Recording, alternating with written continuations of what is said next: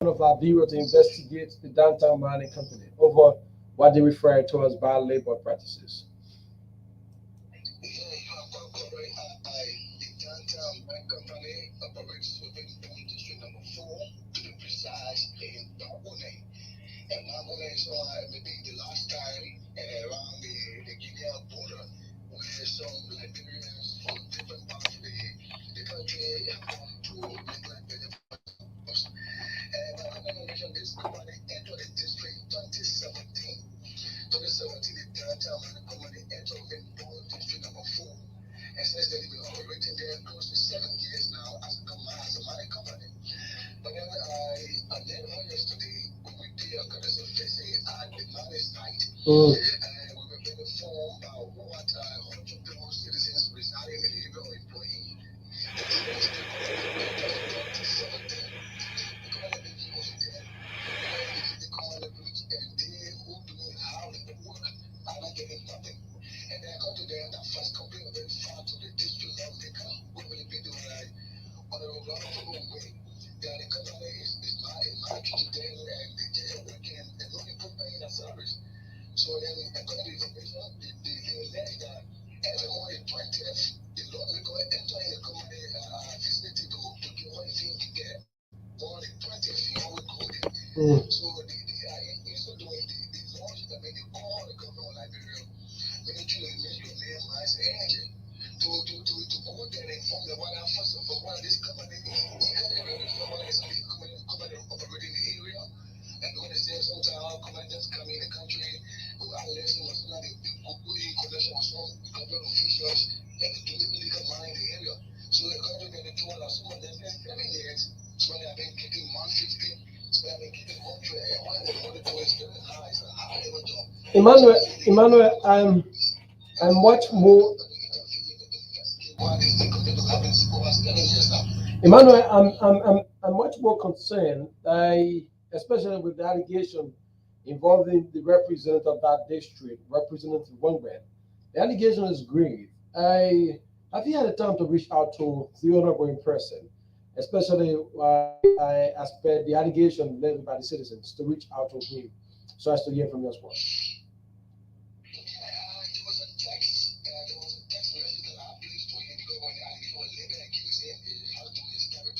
Mm.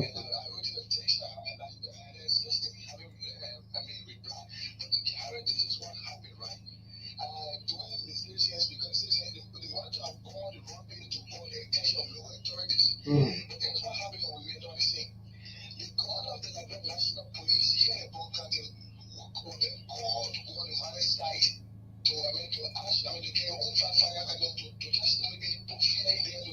Mm. Mm.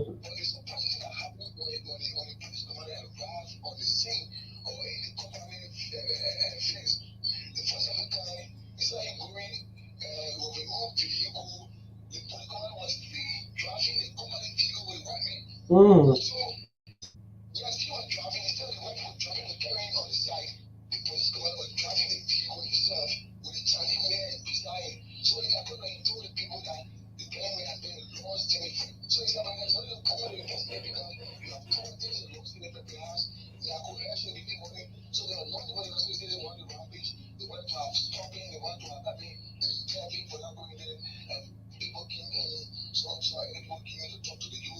Emmanuel, Emmanuel, that you, Emmanuel,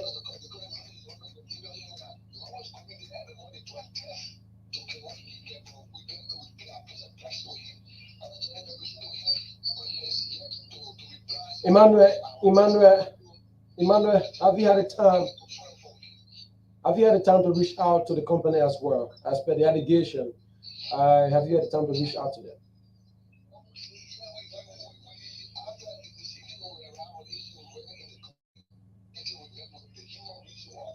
Mm.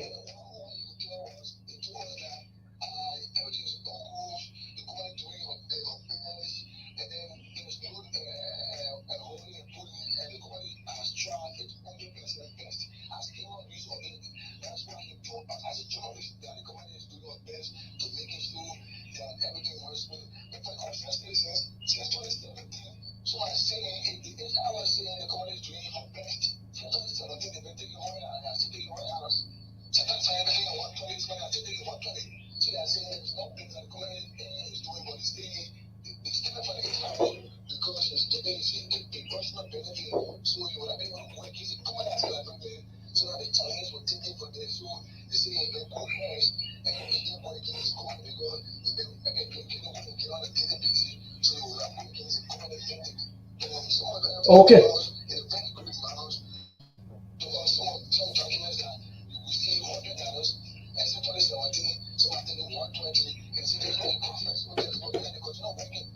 Okay.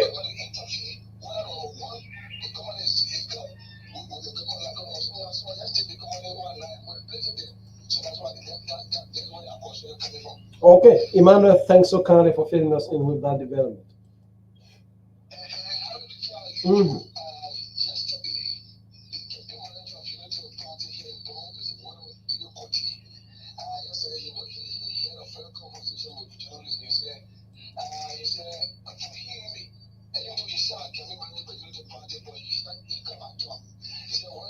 Mm. Oh, my boy, I lost Emmanuel right there. All right, so we move on the conversation now, folks. Welcome. The Punch Breakfast Show. You listen, we will have a time out to visit Bone County and development. For me, I take serious interest in it. You see, uh, we need to, as much as possible, right, focus our attention on some of these things. And this is how it has been perpetrated across the country. And trust me, we're going to have a time of to reach out in various countries as well to present this conversation live. Maya Wandi Sadi is watching. Yep, Abraham G. Abadi as well is watching our live. He Ansu Koremon says, and following from the Economic Freedom Fighters of Liberia office. Eric Sion is watching as well. Dudu says, I'm following from my 72nd resident. All right. And thanks to all of you following. Help us share the live video as well. At 8 o'clock, yeah, we pick up our first set of guests on the conversation. Welcome through it.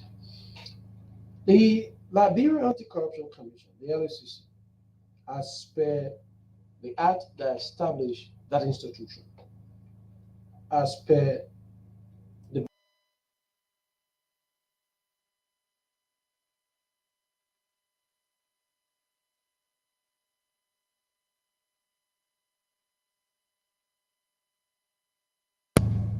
transparency and accountability. How this works is that they are anti-corruption institution. So when you are anti-corruption institution, let me provide this education.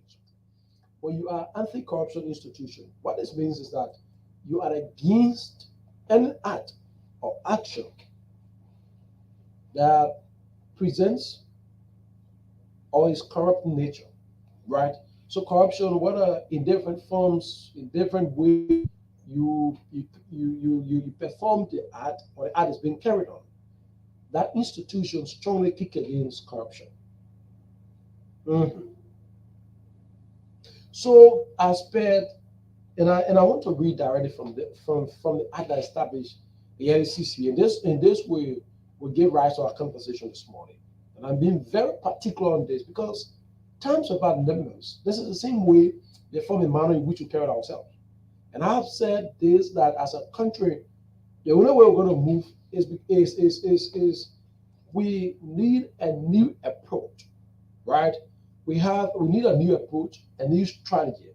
We have to, design a way we're going to approach the system. We complain every time that things are not working for us. Part of the reason why things, we continue to experience problems in our dealings, in our governance structure, is because this is the way we continue to go years in, years out. We feel that there is a need, we continue to practice the same way from Joseph Jimmy Rowland time up to present. The same way we carry this country, this is exactly the way we want to continue. So if you are in that direction, trust me, nothing works for us. Mhm. Nothing works for us. So we're going to let us bring here exactly. I Section 10.1 of the Code of Conduct, it speaks to asset and personal interest. Oh yes, assets declaration, personal interest. So then if you will want to look at Section 5.2 of the amended and restated LACC Act, of 2022. So that particular section of the LCC Act, it gives institution a responsibility, oh yes, to ensure that those appointed by the government, whether working in government or at the verge of leaving government, should declare the assets. Part of that is that it substantiates, it supports transparency and accountability and governance structure. So before entering government, the code of conduct says you should declare your assets. While in government, you should declare your assets. And before leaving government as well, you should declare assets. So is before,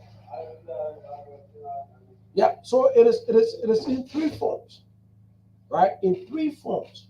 You declare assets before entering government. You declare assets while in government, and you declare after leaving government.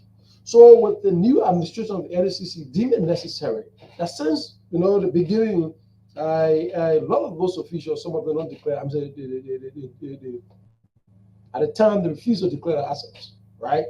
All right. Moving forward, the 2022 restated LCC Act that gives the authority now to the institution to move forward so as to fight corruption, especially at the time we continue to witness waves of sanctions from the U.S. and by those officials, that it has been alleged that the government of Liberia, officials appointed by the president, are involved into corrupt practices to an extent where it continue to hinder the progress of the government. So there is a need that the LCC be strengthened and that to get its work done so as to ensure that those that receive or those that enjoy the appointment of the president work in the interest of the Liberian people. So the new administration felt the need, led by Alexandra Zoe, felt the need that we will get this job started. At first, by ensuring that all those in government, or yet all those in government will declare their assets. Those that are leaving government as well will declare their assets. And those that will be in government, like for instance, the Unity Party administration now, those that will receive the appointment of the president-elect Joseph Boakai, in different ways, in different forms, right, will declare the assets. But there are punishments that in an event where an official of government refuses to declare his or her assets, yep, the law says said individual should face, should be made, should be served the punishment, right? There's a punishment in the law that says it. And let's bring you exactly it. Then we get to a point on this conversation. Because I have seen this as a gross disrespect, right? As a gross disrespect. Oh yes, the first batch of the batch of listing. Those individuals. And I think there is a need, the conversation therefore, that while we await the next set of listing, and the LCC was very careful to categorize them as per ministry, agency, or commission. So I'm going to go through them this morning and tell you the at said ministry who are those that refuse up to this point to declare assets, especially those that enjoy the appointment power of the president. It is necessary we look at that this morning. Because I've said we cannot continue to do the same thing every time and expect different results. No, it's not possible. What that is needed is that we need a paradigm shift in our governance structure. We need a paradigm shift in our approach and how we deal with issues. Oh, yes. And I'm very much particular about this. So let's bring you what exactly the LCC. Let me get this exactly. It says to institute and operate the assets declaration and verification regimes of the government of Liberia pursuant to the Code of Conduct Act of 2014. Section 5.2 further provides for LCC to recommend to the legislature for enactment into law sanctions for breach of assets declaration guidelines. So the LCC has the authority, as per the act establishing that institution, to recommend to the legislature that Minister X, Minister Y, or Minister Z refuse to declare his or her assets. Yeah. So we as an institution recommend to the legislature to take appropriate action. Maybe that action will be dependent on the ministry or dependent on the position you hold in the government, right? And the punishments range from, let me get this. It says, it says, let me get this thing, Concession Commission Library. All government services providers, the following sanctions on no compliant officials: withholding of compensation, including salaries and other benefits or bonuses, refusal or denial of government services, such as business registration, tax clearance, passport renewal, national ID card, the renewal among other government provided services, and no appointment to government positions moving forward. That is for individuals that will refuse, right, to declare their assets. And this is not to our conversation this morning. I think as a country and as people that is, unless we set precedents, nothing will work in this country. And I'm saying this morning again. Unless we set precedents, right, we got to demonstrate as a country that we mean business with what we say. Oh yes, we got to demonstrate as a country that this thing has been happening for years. But it is a time that we change the narrative. It is time we change the approach. Because I believe that a lot of individuals in government feel that, my man, anything can be handled, behind closed door. So the mentality that things can be handled behind closed door has led us to this point that as all as this country is, even access to affordable and efficient electricity supply is a problem. As all as this country is, road connectivity still remains a challenge to a point that you move from one region of the country to another and you experience the same challenges because the roads are not connected. The same let's settle that closed door has led us to a point where our health sector is still challenged. Because you know what we're having? If we start to settle things beyond closed door, those that have already perpetrated the act, right, will be compromised. The situation will be compromised. Now, when the situation is being compromised, those Liberians that should benefit, right, will be affected. And that's how it has been times about them. It's a years in, years out. So that's why it is important the approach, the strategy, and I'm convinced, and the expectations of the Liberian people. Now, it comes in play when people talk about expectation. A lot of time we feel that the expectation is only about job creation. The expectation we have is only about, the government, the income administration of the Unity Party. We only, focus attention on job creation. That's the expectation. No. The expectation, therefore, is that a significant number of the population believe that transparency and the rule of law, right, accountability in our governance structure should be in place. Oh, yes. So a lot of folks voted Joseph Walker, particularly not that they want job, but they want the system to be changed. Yeah, they need the right approach in government, and are those who will be given the opportunity to serve their country will serve with clarity and distinction, with dignity, with respectability, will serve the country. Yeah, that's why a certain group, a certain number of people voted for Joe Biden. So when individuals feel that corruption is persistent, it is seen, it is visible, right? Corruption is like it is living with us. We move with it, we sit with it, we eat with it, we sleep with it.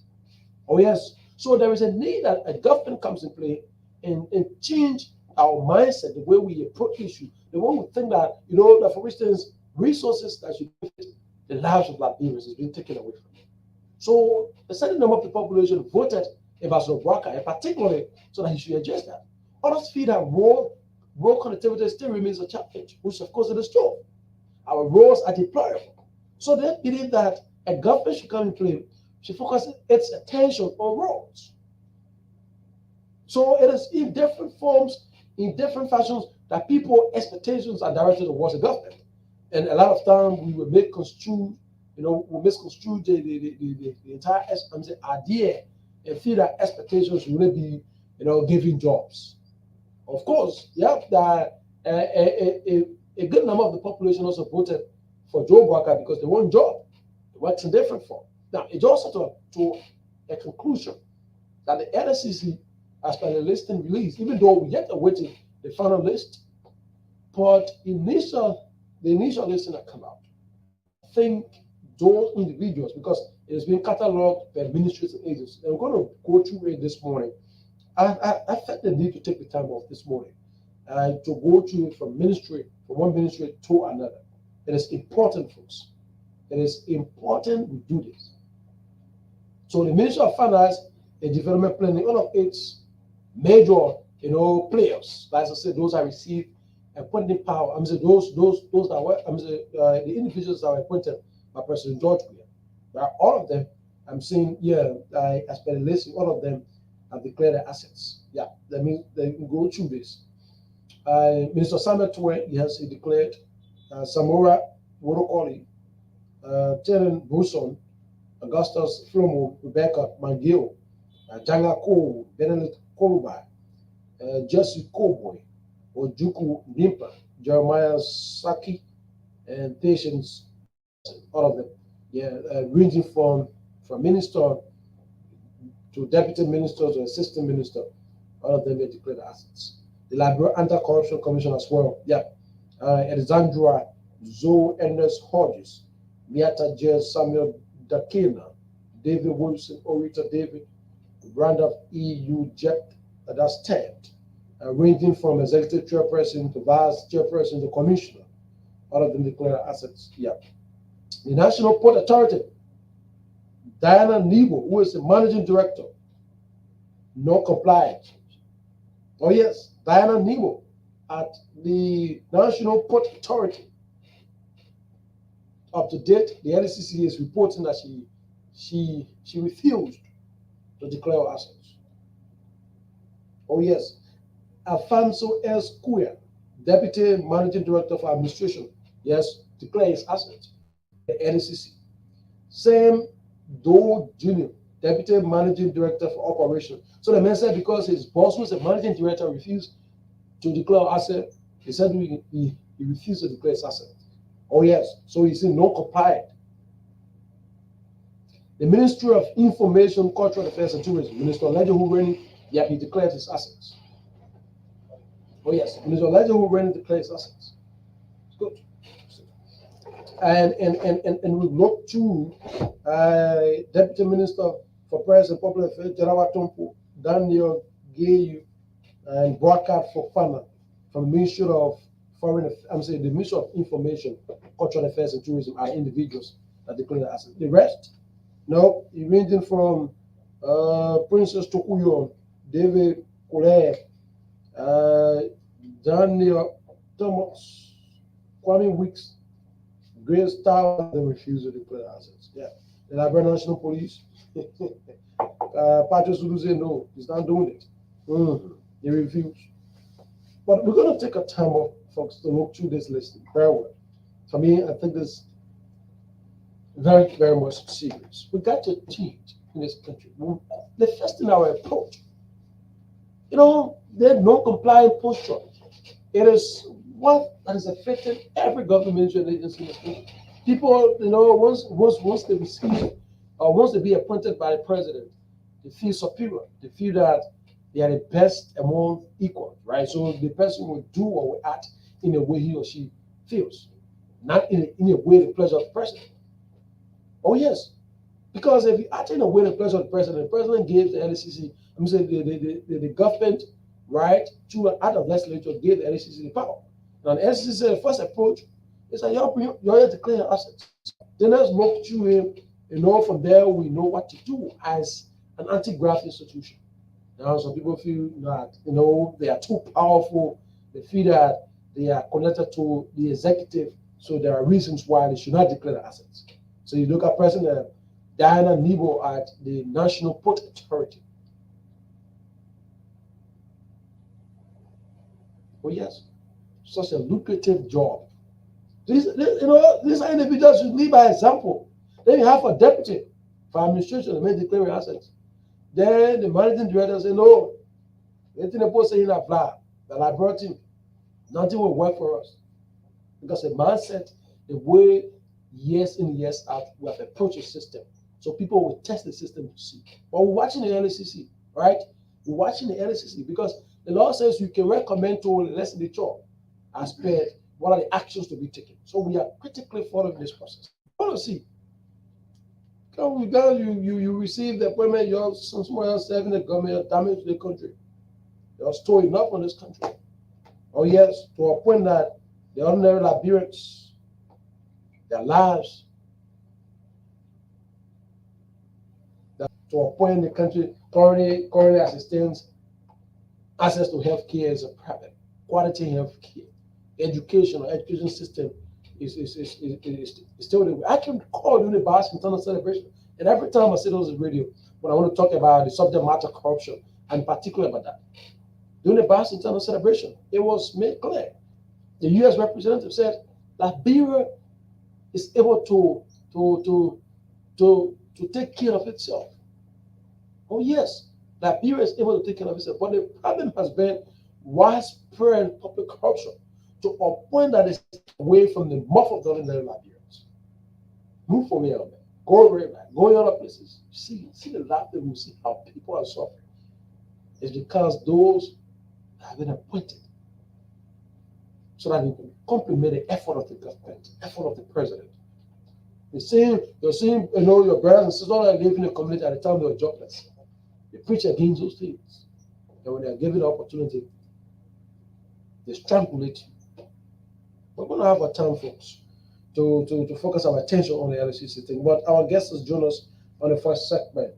And this morning, Zhao Noah Gibson Zhao has joined us in the conversation. We go strictly now, take our set of guests this morning, folks. Good morning, and it feels good to welcome you in the conversation, Zhao. Thank you very much, Billy. I think this is not even think, but this is my debut appearance on Punch, with the exception of me phoning in from my residence and other places that I normally phone in from. It is my first appearance in Punch FM since it hit the airway on October 1st of last year. Okay. How exactly it feels being here this morning? Oh, I mean, I'm very fascinated. I think the management here, I mean, they are doing a very great job.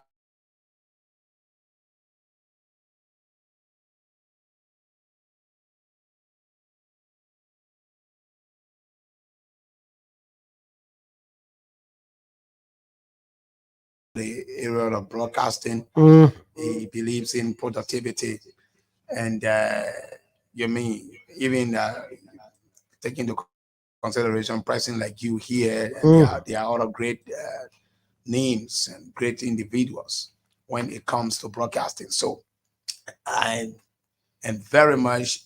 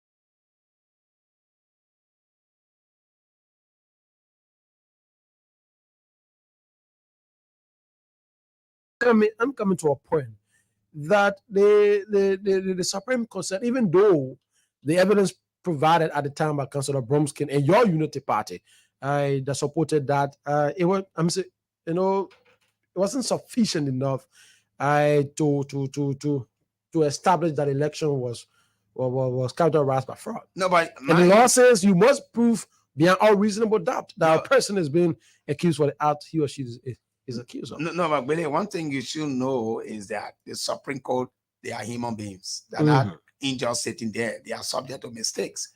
But for the sake of superiority, you just forced to accept whatever they say because that's the highest court in every land. But that does not mean every ruling that they've come down with, is law and gospel. But I can tell you, Supreme Court admitted that there were frauds. And Councillor and those were the points of Councillor Bronskin. And they were manual fraud. Yeah, they said there were fraud. It wasn't sufficient for rerun. So, but the major word there that you should underline is fraud. Anything that is fraudulent, I don't think it should be minor. At the time, your government, your party was in charge. At the time in 2017, yes, my party was in charge. You were in charge. So, by our understanding as well, it was a bit laughable that a party, a certain government at the time in 2017 was, crowd wolf for the opposition. Yeah, you see, the Unity Party government found herself in a place where there's this parable in Liberia that says when a long team man is dying, no one takes him serious because all they think he's laughing until he dies before people know that he was calling for help.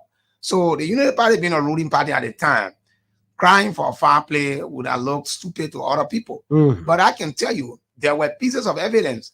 How can you look at, for example, there was a center in Lookingtown, 400 or putting place in Lookingtown, 492 persons registered to vote there. CDC obtained 1,089 votes there. There were places, there were another area to SDA at the ELWA junction, Koluba Zeze, the ELBC reporter. He was reporting that night when the provisional results were coming out from the unofficial results were coming out from the radio, the various polling places. He said something surprising me here. I'm quoting him. He said the CDC, the number of people that voted here,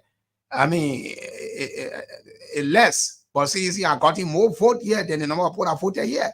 And there were places I can cite instances, and there were people even that had informed us that election was going to end. Recently, November 16, go to the November 16 edition of the Spoon Talk, Amara Kone, who are one of the supporters of the CDC, admitted openly that we did not lose that election, but it's like we never had sufficient facts to prove in court at the time that was robbed of the victory. So let's move to the present day. So it's clear that they did not win that election. So let's come to that's your belief. That's my belief. I will hold that until I die. Trust me. Let's move on to present day. Yeah, so let's come to my experience.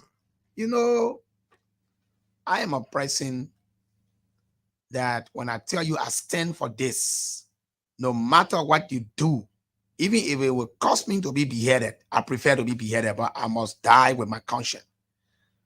From the day CDC was given birth to in 2005, I knew that it was a beginning of serious in our democratic process. Seeing a group of people who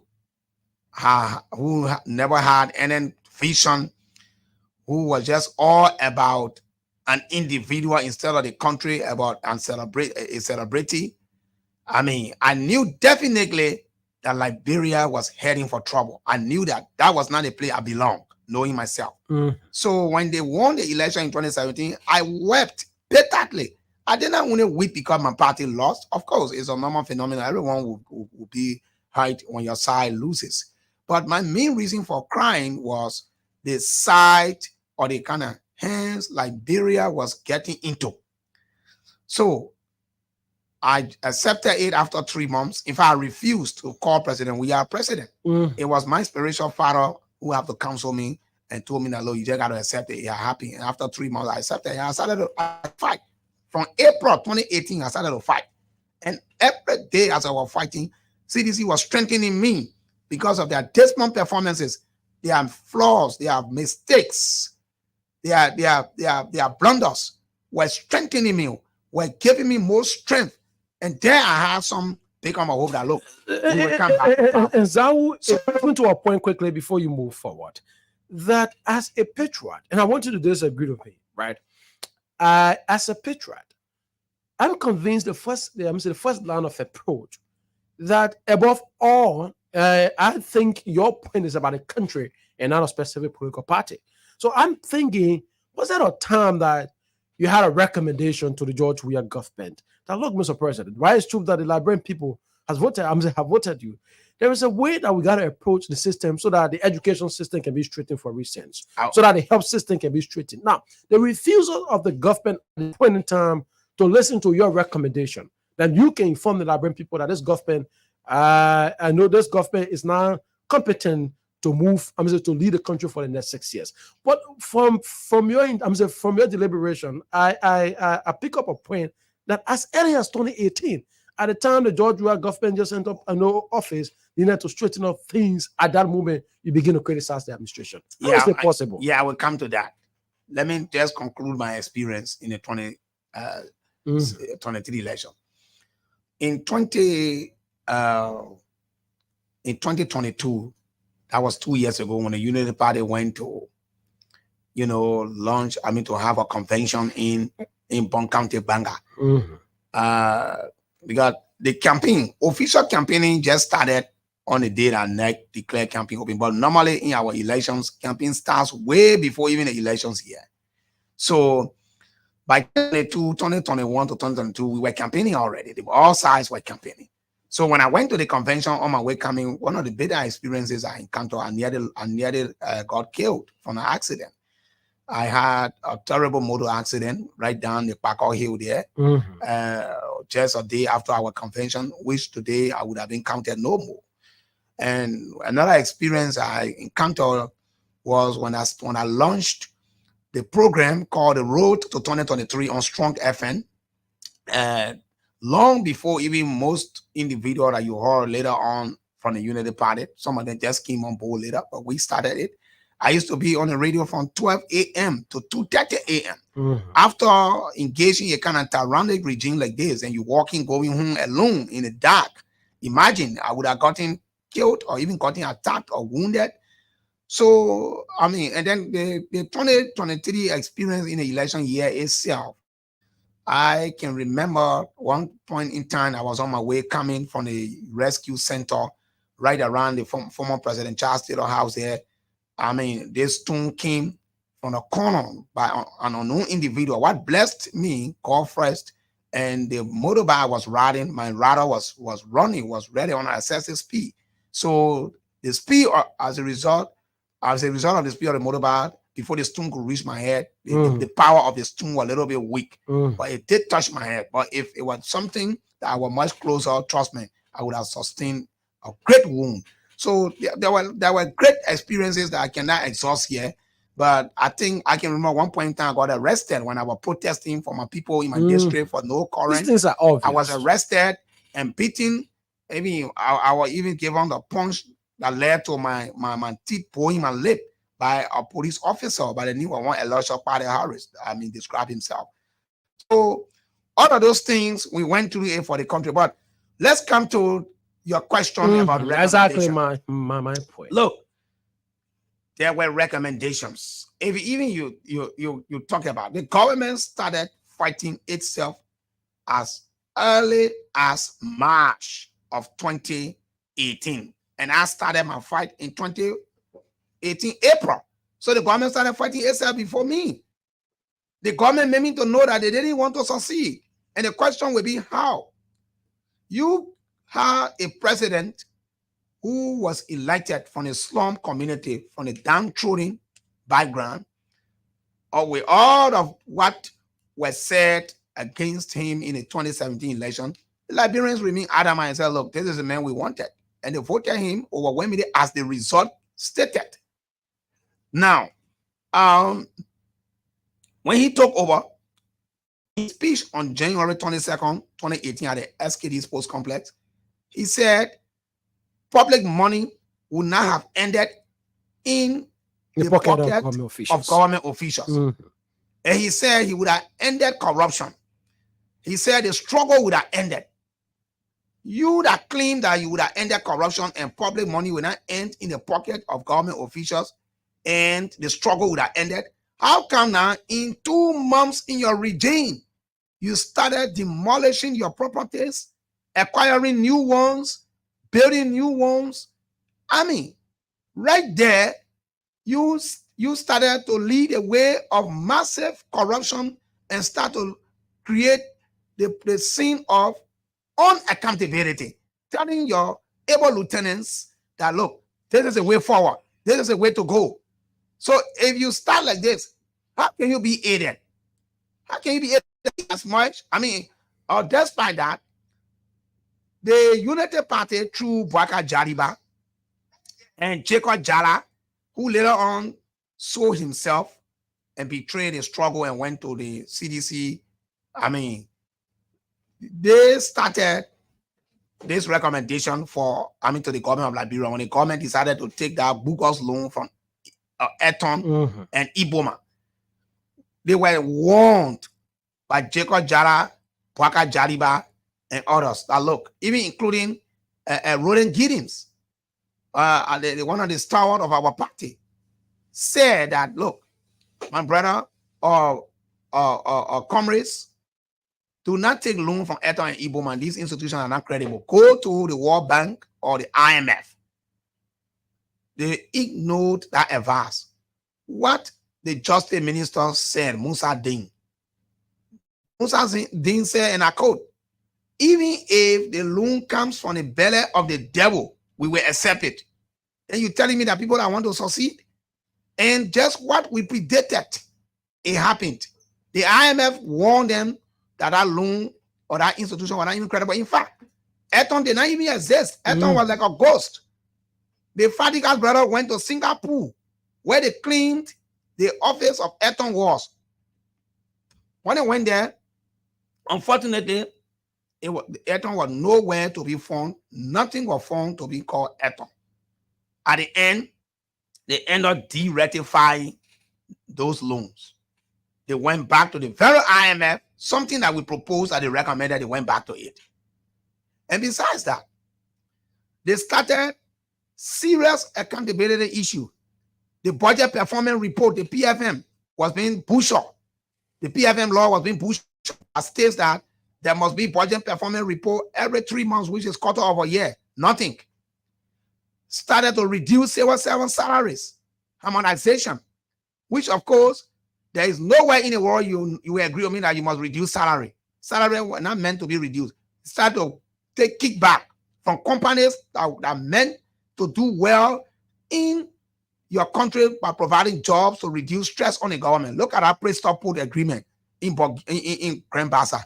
That agreement, if the government had accepted or was very sincere to fulfill such agreement, you would have seen 5,000 jobs being created in Grand Bassa County. For God in heaven's sake, tell me, you think if you are employing 5,000 people, that 5,000 people, each of them feeding maybe 15 or 10 persons. Do you know how many support the government would have gotten right there, economically speaking? You know how that would have boosted the economy of that part of Liberia. But instead, because of kickback, they trailed that white man who was the head of that company. They ate that man money until the man got frustrated. That did not happen. So if you did all of those things, then who fighting you? You fought yourself. So I'm very critical this morning, right? As I listen to you, it presents an entirely, challenging environment for the CDC as a party and President George Weah as a president. I mean, depending when you look at his 6 year stint as president of this country, from your account, it proves that the George Weah government, there are no progress. From that account, one can deduce that indeed George Weah, as a president of this country, 6 years, had nothing to show. Is that the conversation we are preferring this morning? Well, I will not be so disingenuous and I will not be so unfair as they do. There is no government that will ever in the history of a republic that will never have anything to show. Mm. Even if a very little, you will have to show it. I am not telling you that the CDC-led government scored zero. But what they did was so little, was so infinitesimal to the extent that they were not convincing fights to have them re-elected and to even get them ever returned to state power in this country. That's my point. I'm not telling you that Let's they look at didn't it. do anything I'm saying at the all. bigger picture. Let's look on the bigger picture. What are some of those things you can point out that President Weah and the CDC government, by extension, did for the Liberian people that they are worth commending? Oh, yes. I think those projects that the Unity Party government left unfinished because government being continuity, Mhm. and they came and that they inherited and started to implement some of them. I think we must commend them on that. About that, let's take for example the red light to ERWA corridor. That road was started by the UP government. In fact, Madam Sadi broke ground for that road. And the only thing that was left was to get the necessary resources to pay for those houses and those structures that, would have been broken alongside the corridor to have the road constructed. The money was already there for the project. So when they came to power, they broke ground on July 28, 2018, when Didier Drogba was here in the red light area there. Mhm. And in fact, the late Mabutu Yimpan was being corrected by the World Bank representative of Liberia when he called it a proper project. The woman immediately corrected him, said, no, this is now a proper project. The project was already ongoing. So for them to come there and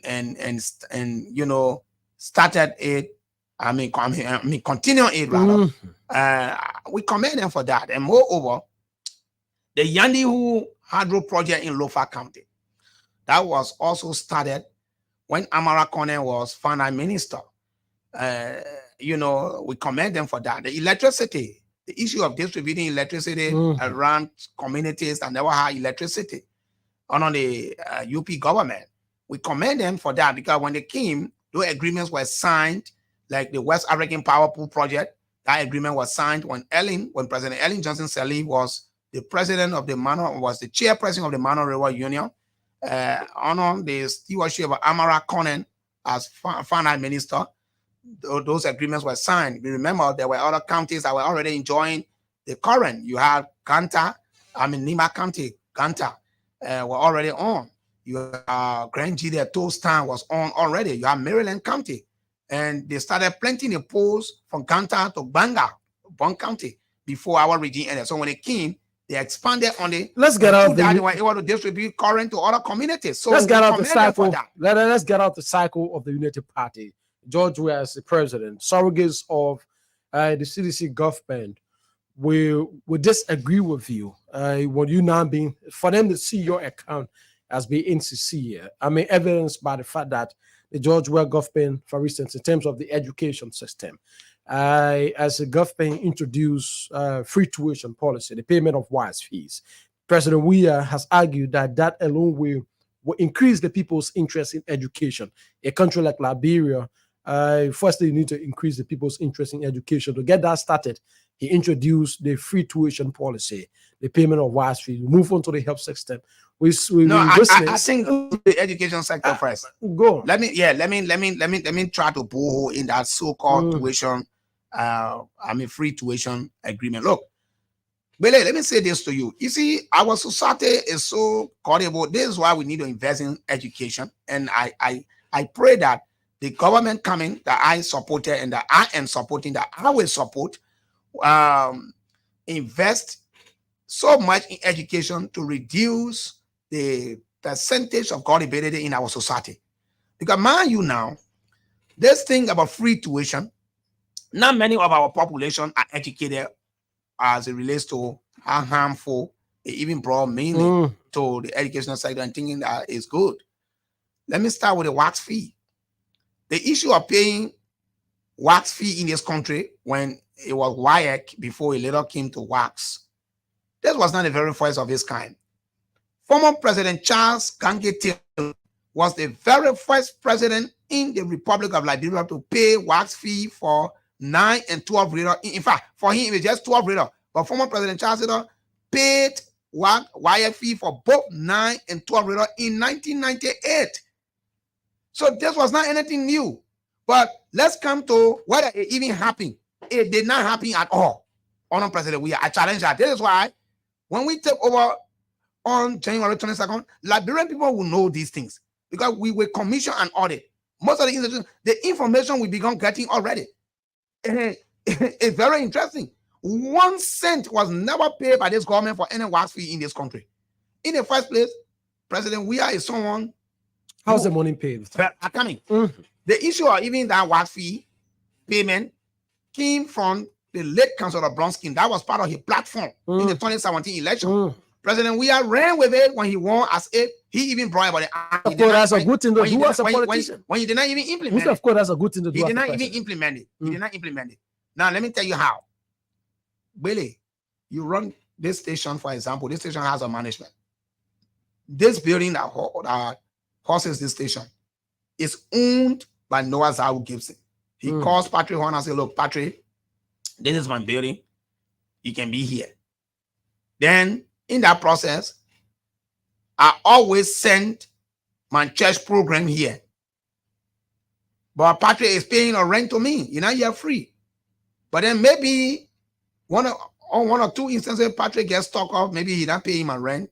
Then I send him here. I send my pastor here. I say, oh, we care my church program over there. I will pay. I say, bring in the church program. As long as the management here is not refusing to air that program, you tell them that I'm owing, they will not believe it. They won't believe it because you did not suspend the broadcast. But Patrick Horner refused to acknowledge that I'm owing. His fear is when he tried to put on resistance, I will say, my man, but then let the station move from my building. So how does it relate? How does it relate with the conversation? I'm coming. So you think the day you tell some of my members that your man, I'm paying our money, they will believe you? They won't believe you because if I'm not paying the money, you don't so air the program. Now, how does it relate to this? The wire boss, Dr. Boto, was appointed by President Weah. That appointment, that presidential appointment, President Weah was not paying this money. And they were being threatened that, look, you dare not say this to the public because you'll be bringing the presidency to public ridicule. When he says it, he will lose a job and probably even be witch hunted like they did other people today who they are. So he remained there and created other means to, what we call D-hole, cover hole in Liberia. That's why you see the resetter fee has even increased and even the fees for wax. And that is the reason why you even see tear grader and all have been brought to take wax because they got to cover up. They need funding to cover up. You see? So without funding to collect, it is there to what?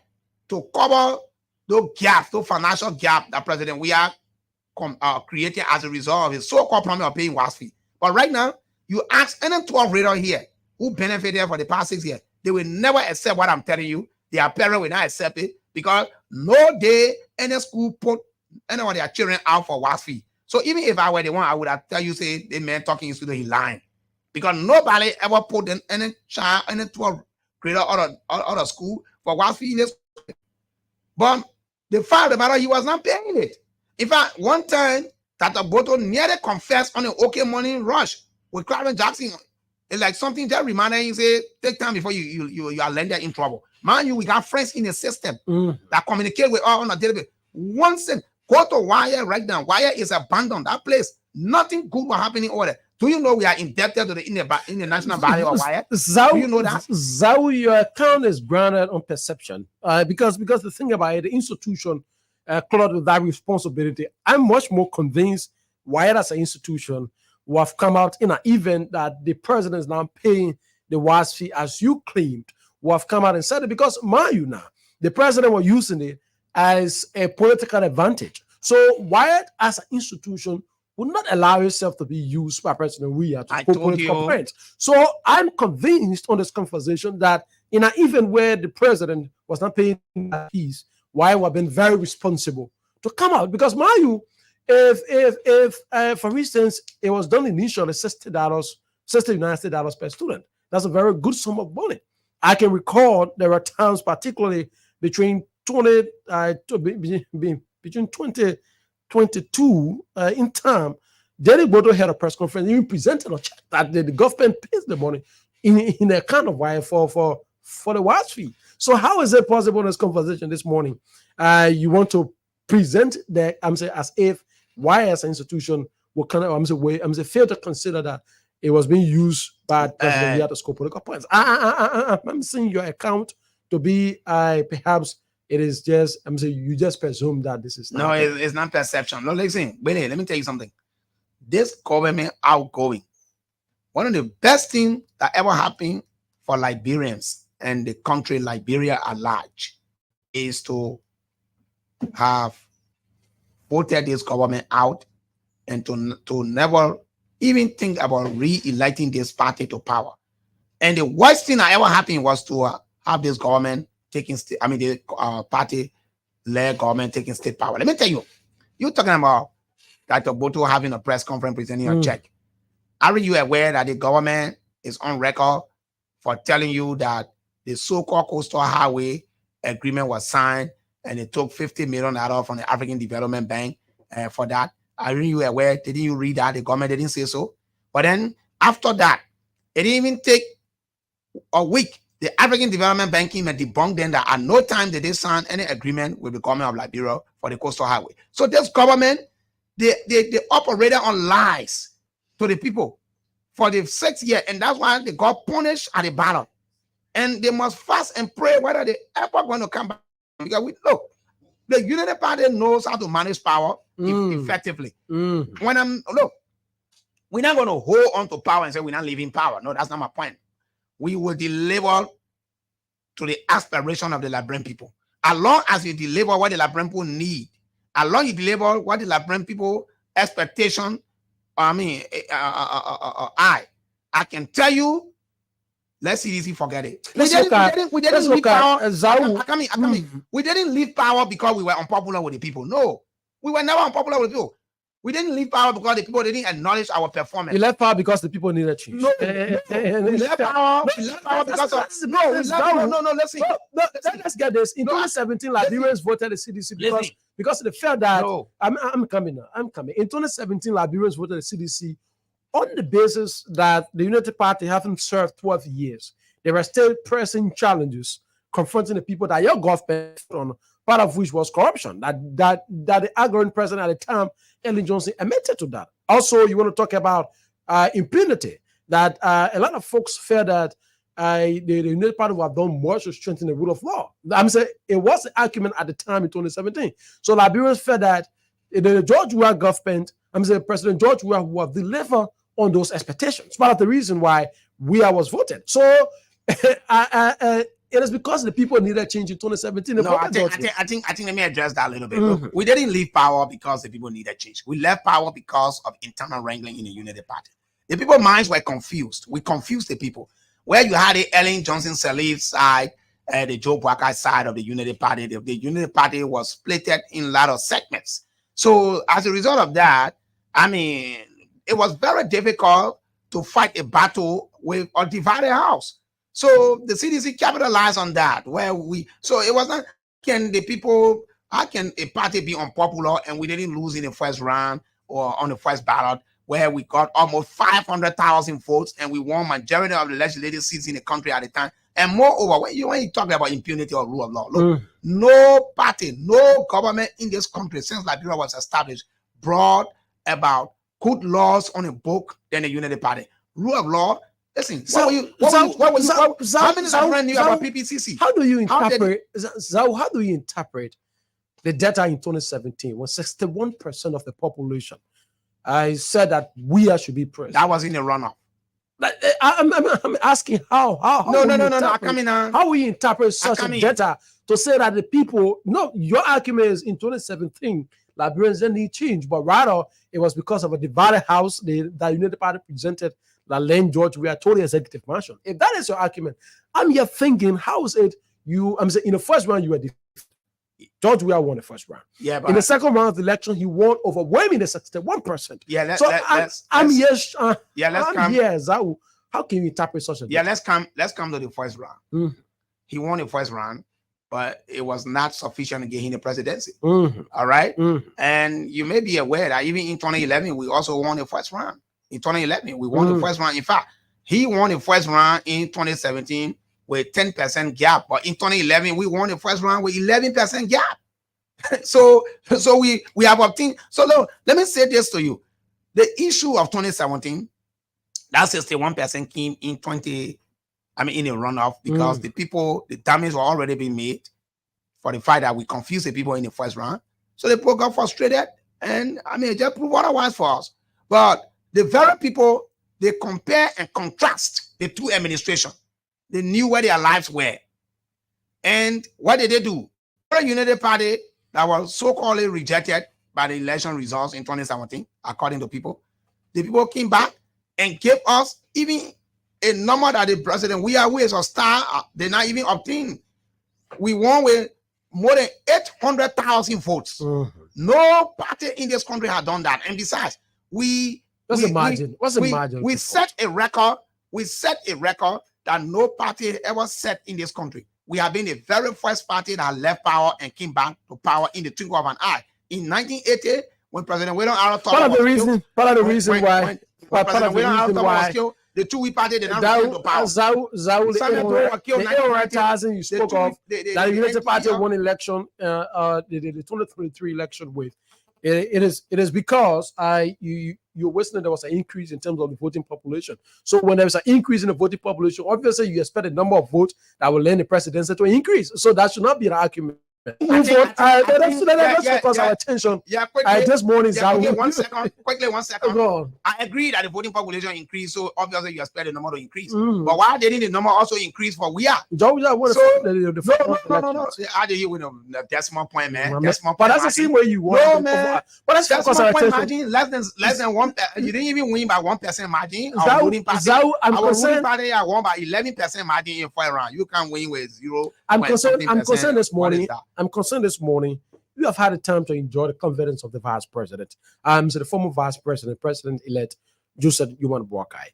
If he had a time to recommend to President-elect Boakai in terms of all of the programs, the plans of the George Weah administration that he should continue on. I'm talking in terms of the free tuition policy, the payment of WAS fee, the building of recreational centers, any different programs rolled out by President George Weah.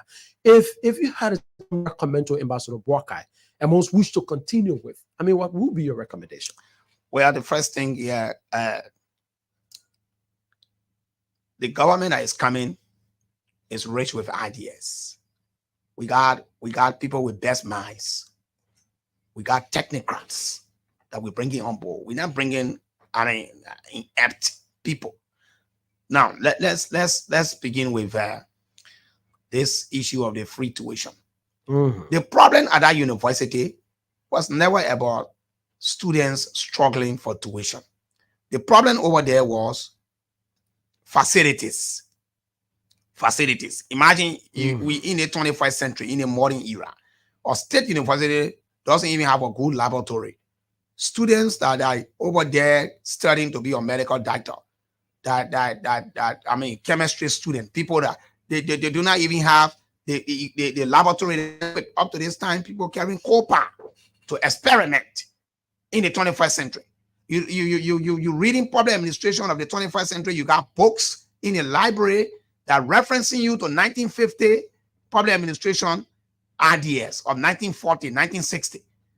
Outdated. Look, that is, it's the whole system over there. The problem with that place is about system. We must be talking about graduating from, just having an ordinary library to a digital library from an electronic basis. We must see the issue of students fighting for armchairs should be no more. We must be able to see the issue of running water over there, good internet facilities, where you will sit on our campus and have access to internet connectivity. You must be over there and good incentives for professors. We must see professors get health insurances. Professors must be able to have cars, transportation. Students must not be fighting for car going to school. UL must have tons of buses. We must be able to ensure that that campus, the learning environment is conducive, that no overcrowdedness. We must provide, if possible, we can construct branches of University of Liberia campuses in a various county. Decentralization must take place at the level of the higher education. I think these are things that we must be talking about. But the issue of the free tuition, maintaining it is not a thing. But what I would first recommend to the BREAKFAT regime, that we must sit on the table and know what it takes to maintain a free tuition.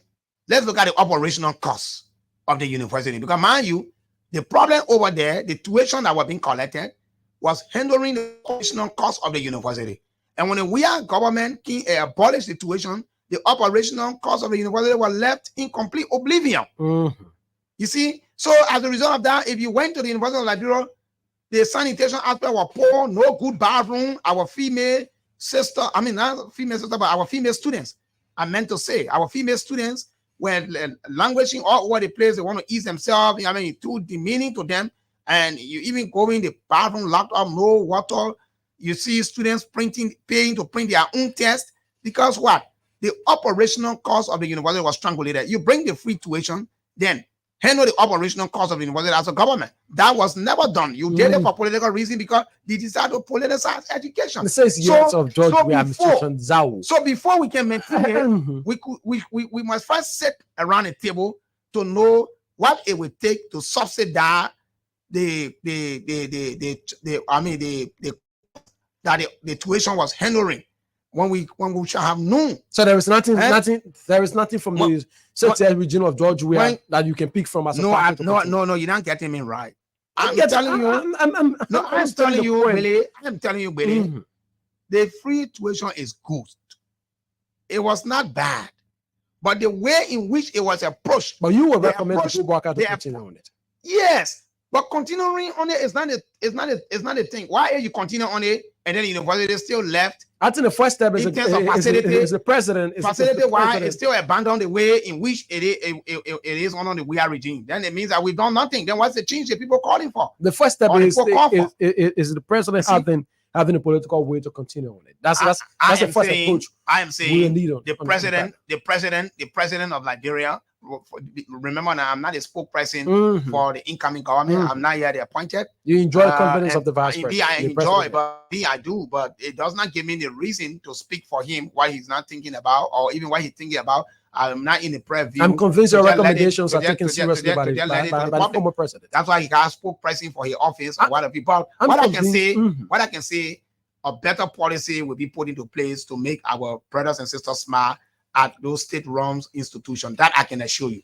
Okay, Zao, before we get to the phone lines and take the concerns of the Liberians this morning, there is this, in recent weeks, there have been waves of sanctions targeting government officials.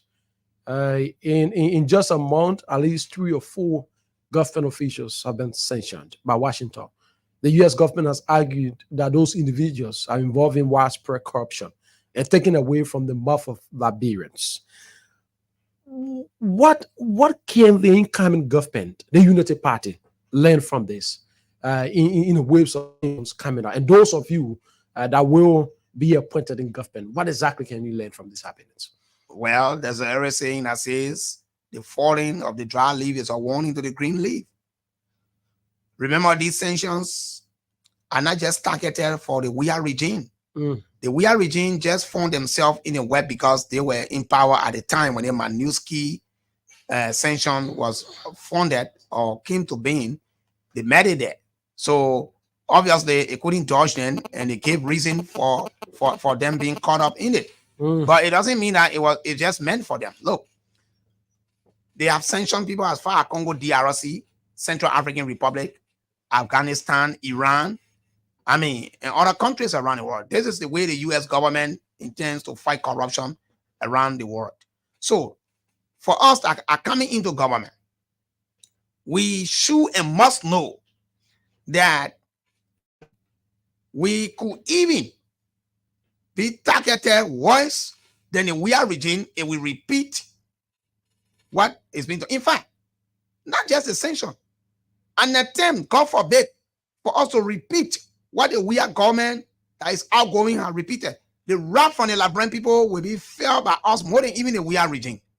Because the Liberian people voted because they tired. Look, the election that just ended. At no time in the history of a democratic process that the Liberian people took election serious than the election that just ended. So are you telling me the people should go stay, take bath in poo water, excuse me for the expression, where some of them even are mourning their relatives today. Some of them are even, they are bereaved as a result of that. Some of them, their relatives are crippled. Then you're telling me we must come here and siphon the people's resources? God forbid. Loma men say, man, what? It will not work. It will not work. In fact, don't be even surprised to see me, know as I will get breaching the principle of organization, structure, and behavior in public administration that says you cannot be within the organization and criticize. Don't be surprised to see me breaching that protocol. Because I will speak out when I'm in government and I see the wrong. I will speak out like I'm opposition. I can tell you for that. I'm on record for that. Remember, on the True Breakfast Show, September 2nd, 2012, and on record for telling former President Sadi that danger was ahead of her in the form and manner she was governing the country at the time. And even some of our own Unity Party people had issue with me on that. I never start being critical today. I was critical on my own government.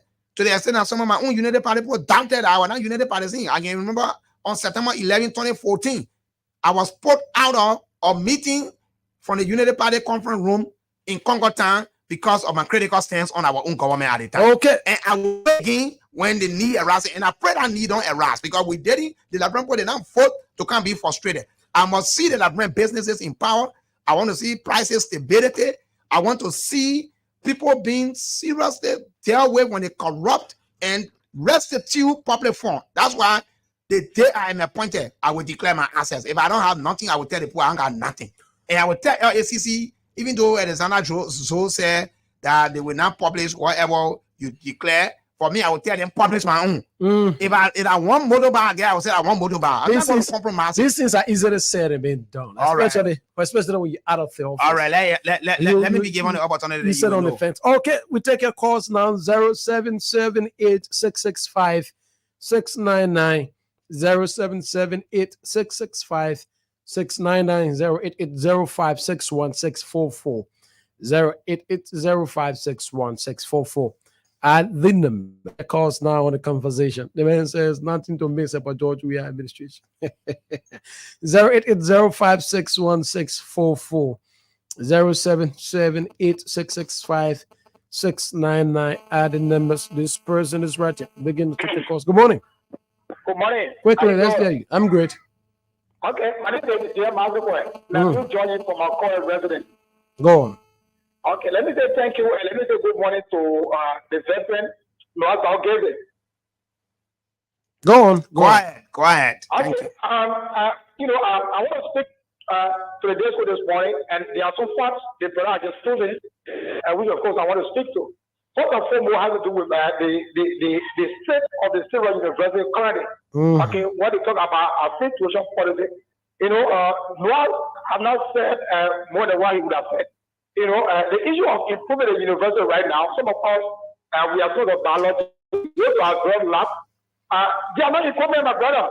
Just for time, when they do an experiment, we are asked to carry fire coal, and copper.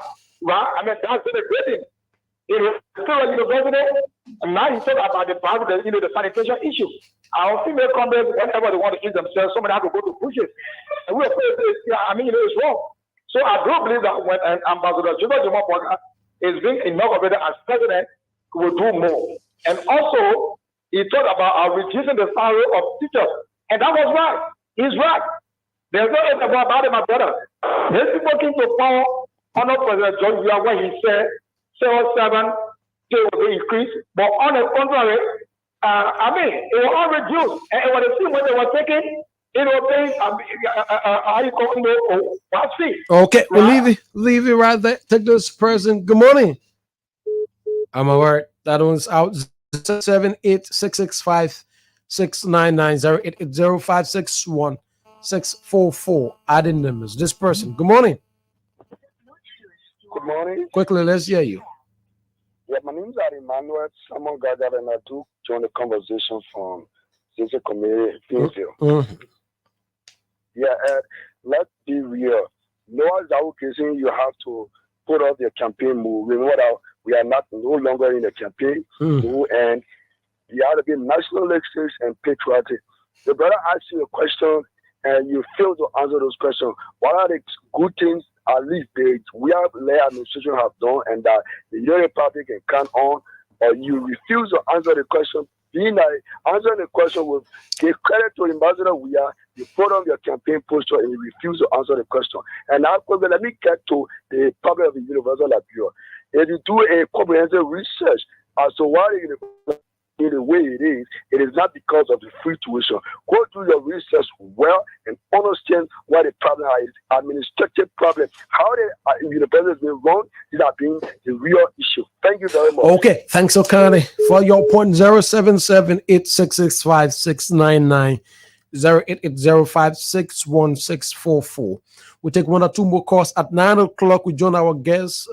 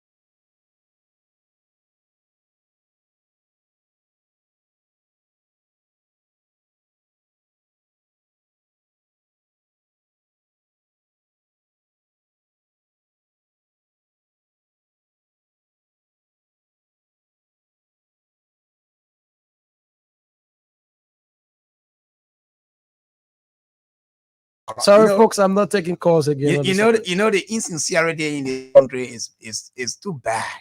Let me be real with you. He claiming that I'm in campaign mood, and but he has problem with Joseph Boga calling lawmaker to his house to place his agenda for the country before them and to also let them know what his plans are and what he will be doing. Now he has problem with that, but it's not campaigning in. But if I'm asked a question by the moderator in studio to state my experience and what I thought was the fraud of this government that led to their defeat, then that campaign moved. But anyway, that's the insincerity that led to you being defeated, and you will be defeated always. Now, let me come to Moses Tito. Moses, look, you are right. If you say, President, we are pay wise fee. I told you here, I say, the way the government did it, everybody will differ with me. Nobody child was put out of school for the 6 year for wise fee in this country. So you don't expect me to believe that President we are pay wise fee in my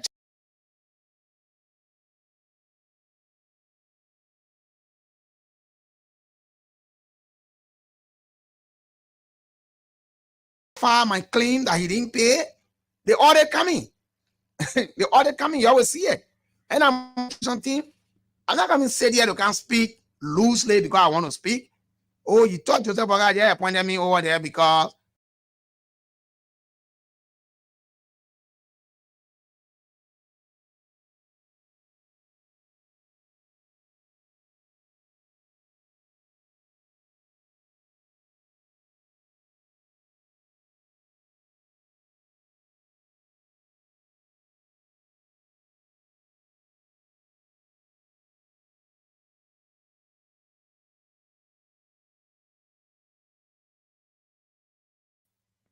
incoming President Boga must continue with. I outlined the free tuition.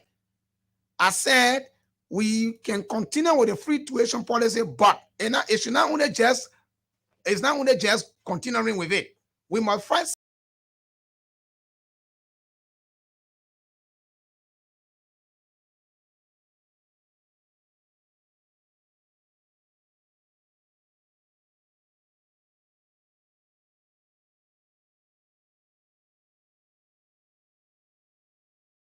properly. I didn't say that the free tuition must be abolished or it was wrong, but the approach, the way the government went about approaching it was what I Okay, criticized. so please listen well. we got. So as I leave, Mhm. I want to thank you for this invite, and I hope next time when I come here, I'll be given 2 hours, and I want to come back here before the inauguration or after the inauguration to further expatiate on our policies for the country. I'm awaiting. And- I'm awaiting if you will be extended the invitation. Yeah. I'm saying the opportunity. Yeah. So to serve the Liberian people. Then no, we will that bring you one- in the conversation that one, to tell us your platform. That But one, until then, that so one, we that got one to. I am certainly hopeful that I'm already in government. Matter of it being manifested by the principle. Okay, But through the thanks so appointment. kindly for honoring our Thank you invite. ever Hope so to see much. you around Thank again. you. Thank you. All right. Zhao Gibson has been our guest on this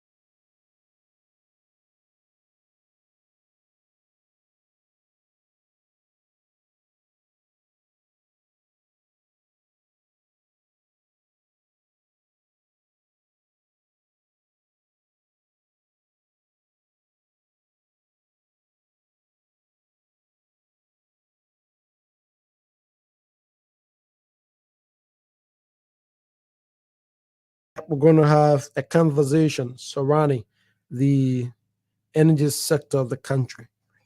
Yep, the country this morning. An electrical power engineer and integrated solutions specialist.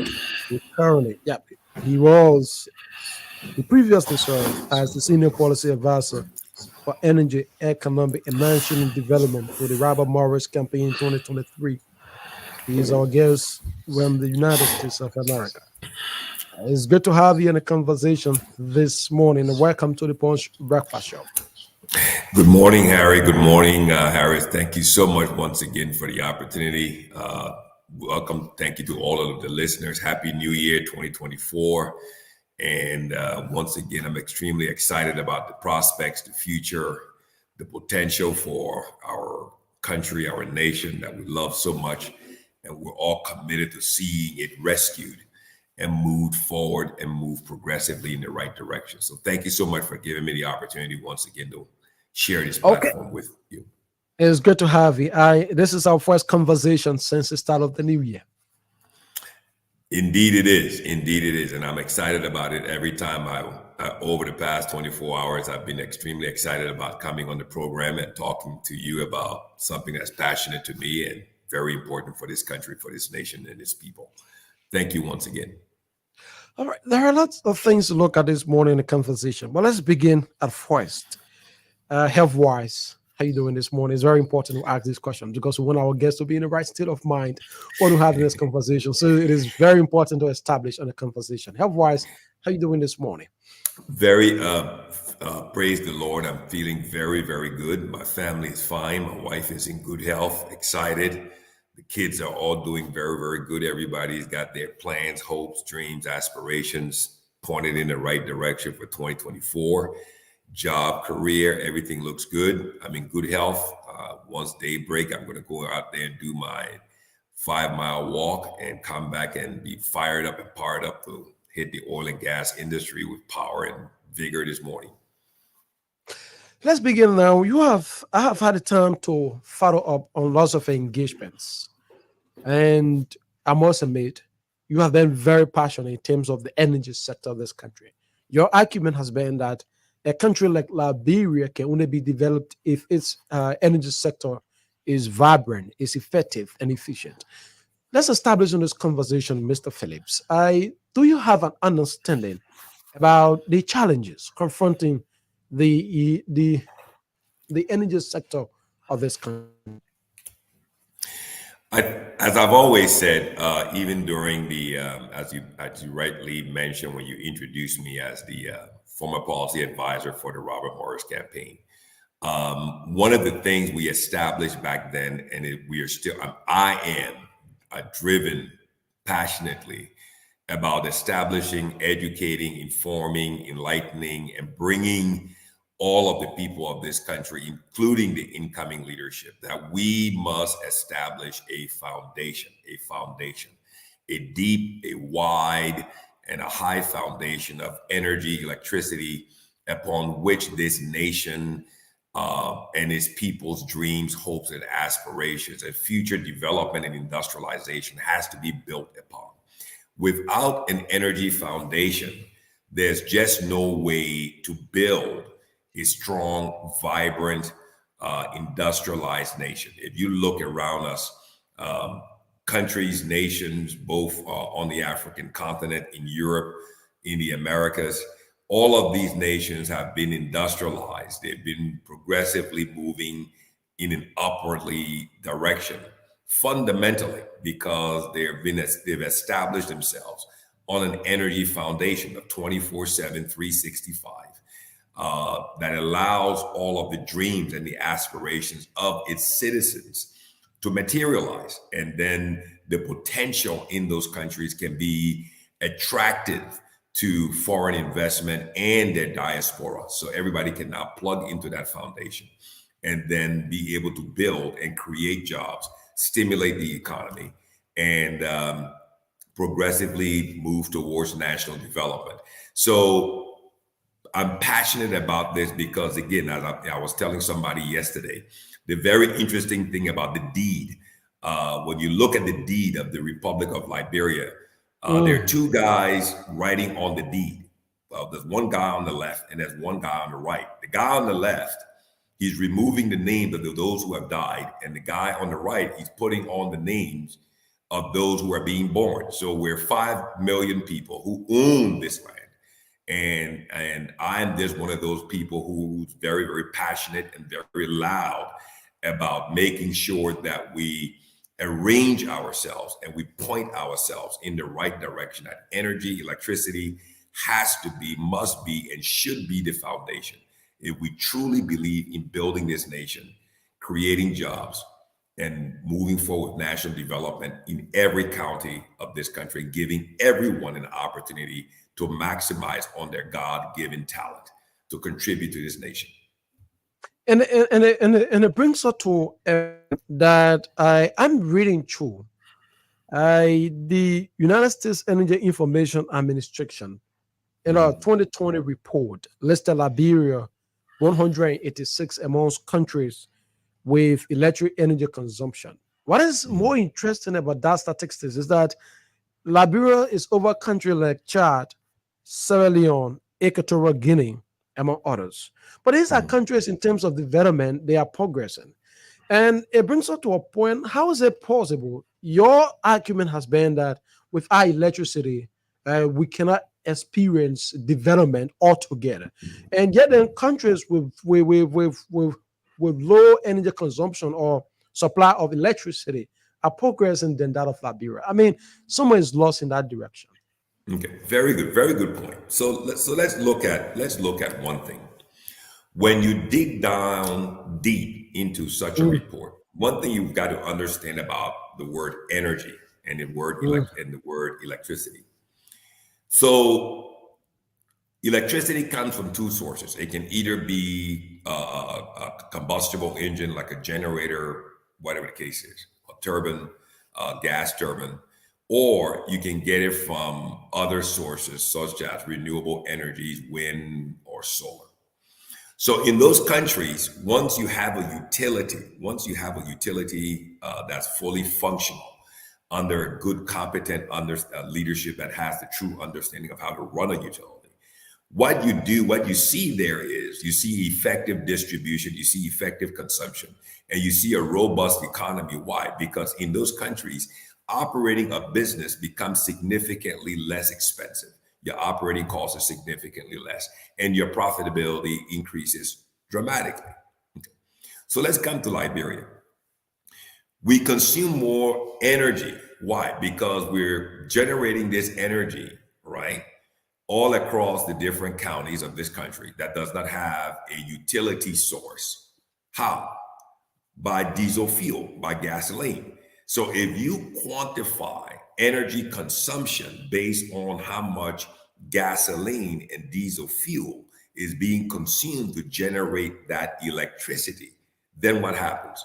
When you compare the numbers between us and those countries that have a utility, mm, their consumption, this is my point. Now you understand it. So if you have a city like Buchanan, if you just quantify how much diesel fuel is being consumed every day by Mittal Steel, by Equatorial Palm, or Golden Beryllium, or LAC, all of the major companies, the hotels, and all of those companies, look at the number. They're consuming more diesel fuel. They're consuming more heavy fuel oil or HFO or gasoline to run the machine, to generate the power. So as a result of that, their consumption is higher, one. They're generating the electricity in terms of kilowatt hours, two. mm. But the expense is significantly higher when you compare that to another country that has a utility source. They might be generating the same amount, but guess what? The cost to those consumers is significantly less. So again, I always keep talking about the understanding, and everybody Mm. needs to come to rise or be lifted to that level. That we can talk about the potential of Liberia, but that potential would never be able to materialize or manifest itself until we get the energy issue or the energy challenge addressed. There is no foundation in terms of your advocacy for a vibrant and an efficient energy sector. Not until I'm saying later the Salif administration initiated that, and the George Weah government is working in that direction, evidenced by the progress thus far at the Liberia Electricity Corporation and other government line ministries and agencies responsible in that direction. How can the Joe Burkhardt administration now at this point, considering all of what you just mentioned, that development can only be visible in Liberia if we have a functional energy sector in this country? What is considering a country like Liberia without foundation to that effect? How is it that a government of Joe Burkhardt can help, I'm saying, can work in that direction to achieve, for instance, a 24/7 electricity supply across the country? Okay, so your guest, your previous guest made mention of some very important revelations. Okay, so let's unpack that. We have three cross before the Transco CLSG, as he rightly said, was with the West Africa Power Pool. The West Africa Power Pool have always been a dream and idea within the ECOWAS region for many years.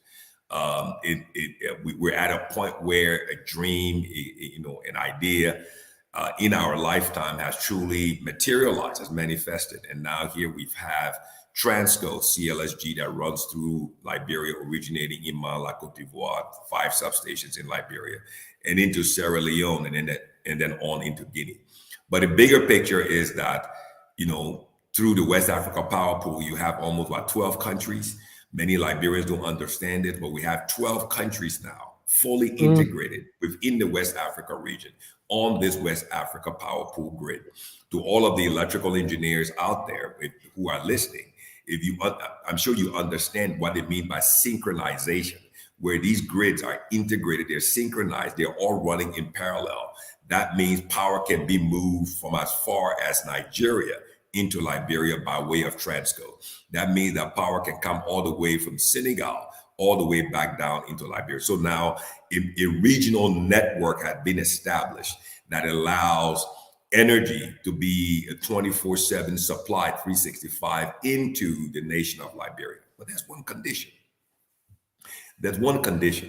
We've got to build a national electric grid that integrates with this Transco CLSG, that allows every county in this country to have 24/7, 365 supply of electricity.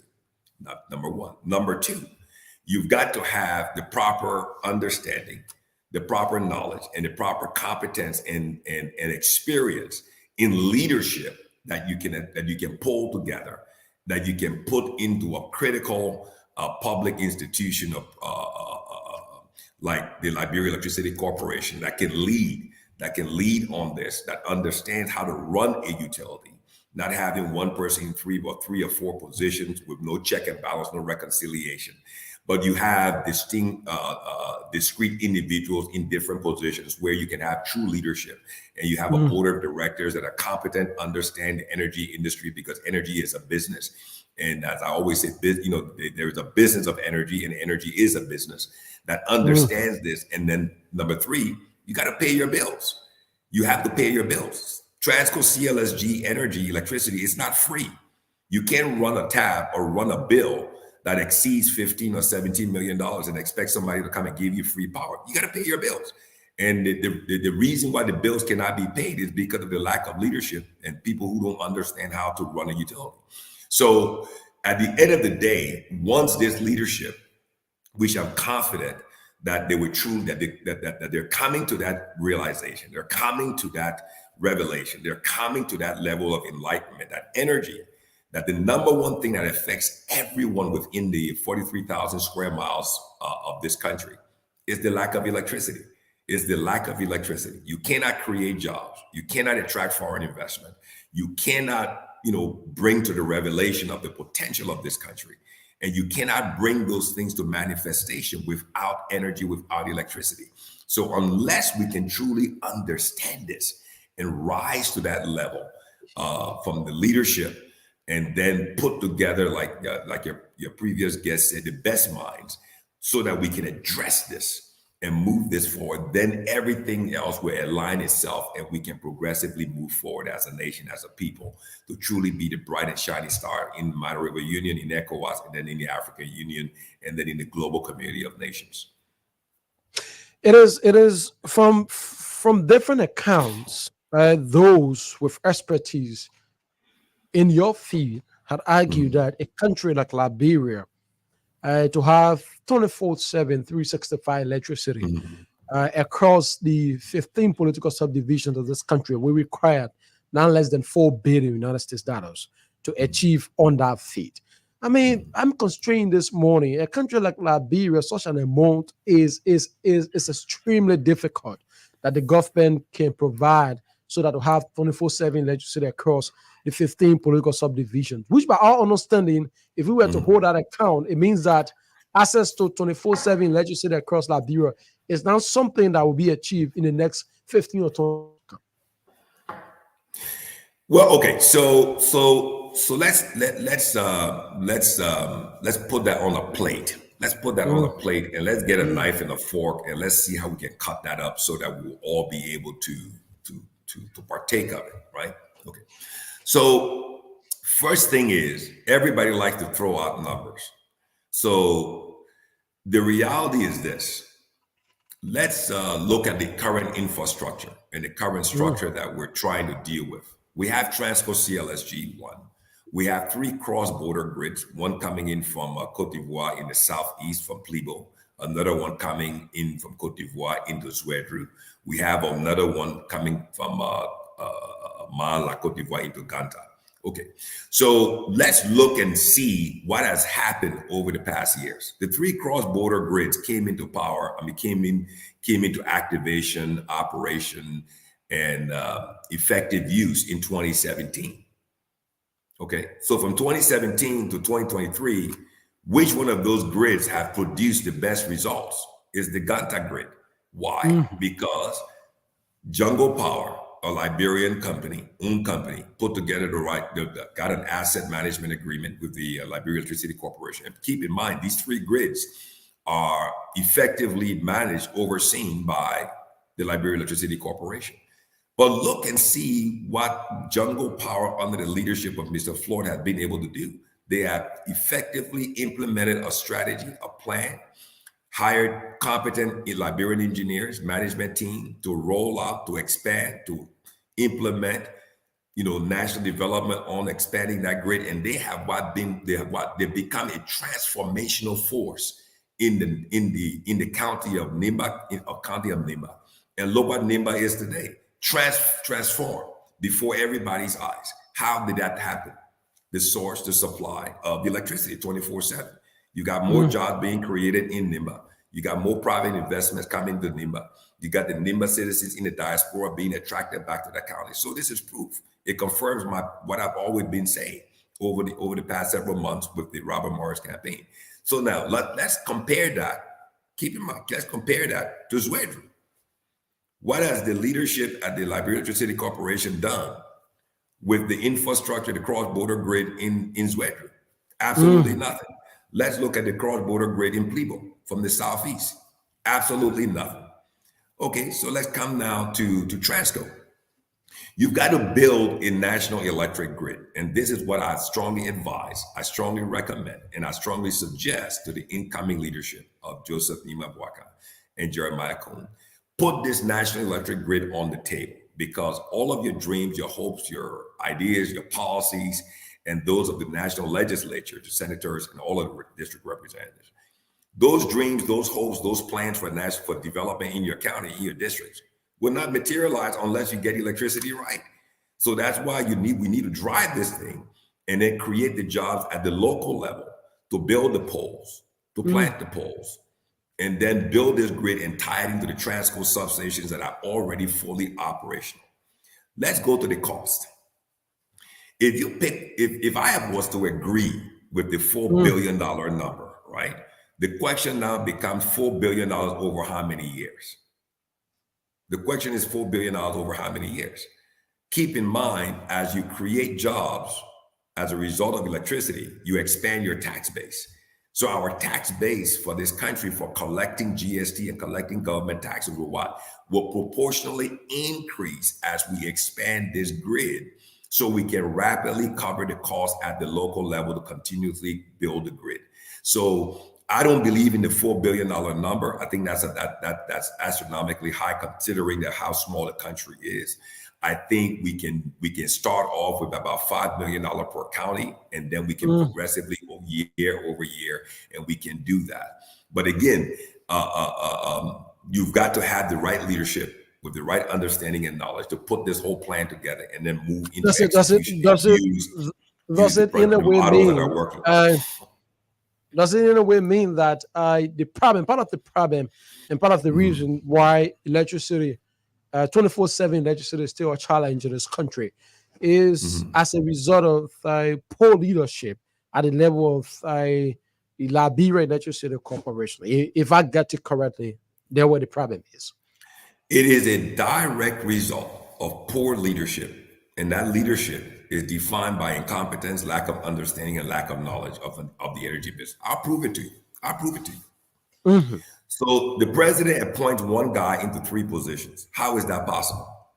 So what management course do you teach, do you study, that you go to class for, that tells you, that advises you, that educates you to appoint one person as CEO, the same person as the MD, the same person as the chairman of the board? What management book is that in? I really want to see that book. I want to see that professor that teaches that. That's effectively flawed. That's a recipe for chaos. And you can only imagine what improprieties can come about as a result of that. So that's the first point. That's the first point.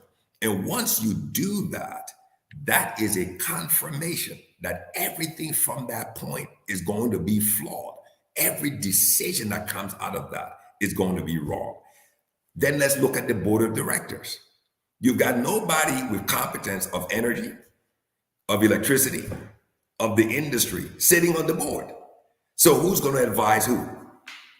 Explain this to me. Convince me that this recipe, once we mix it all together and put it in the oven and come back in 1 hour, we're going to have proper bread? No. Fundamentally, it's wrong. It's never going to work. And that's why we are where we are. Number 3, you've got to invest in infrastructure. You cannot 100% rely, on donor contributions to build your infrastructure. That is fundamentally wrong.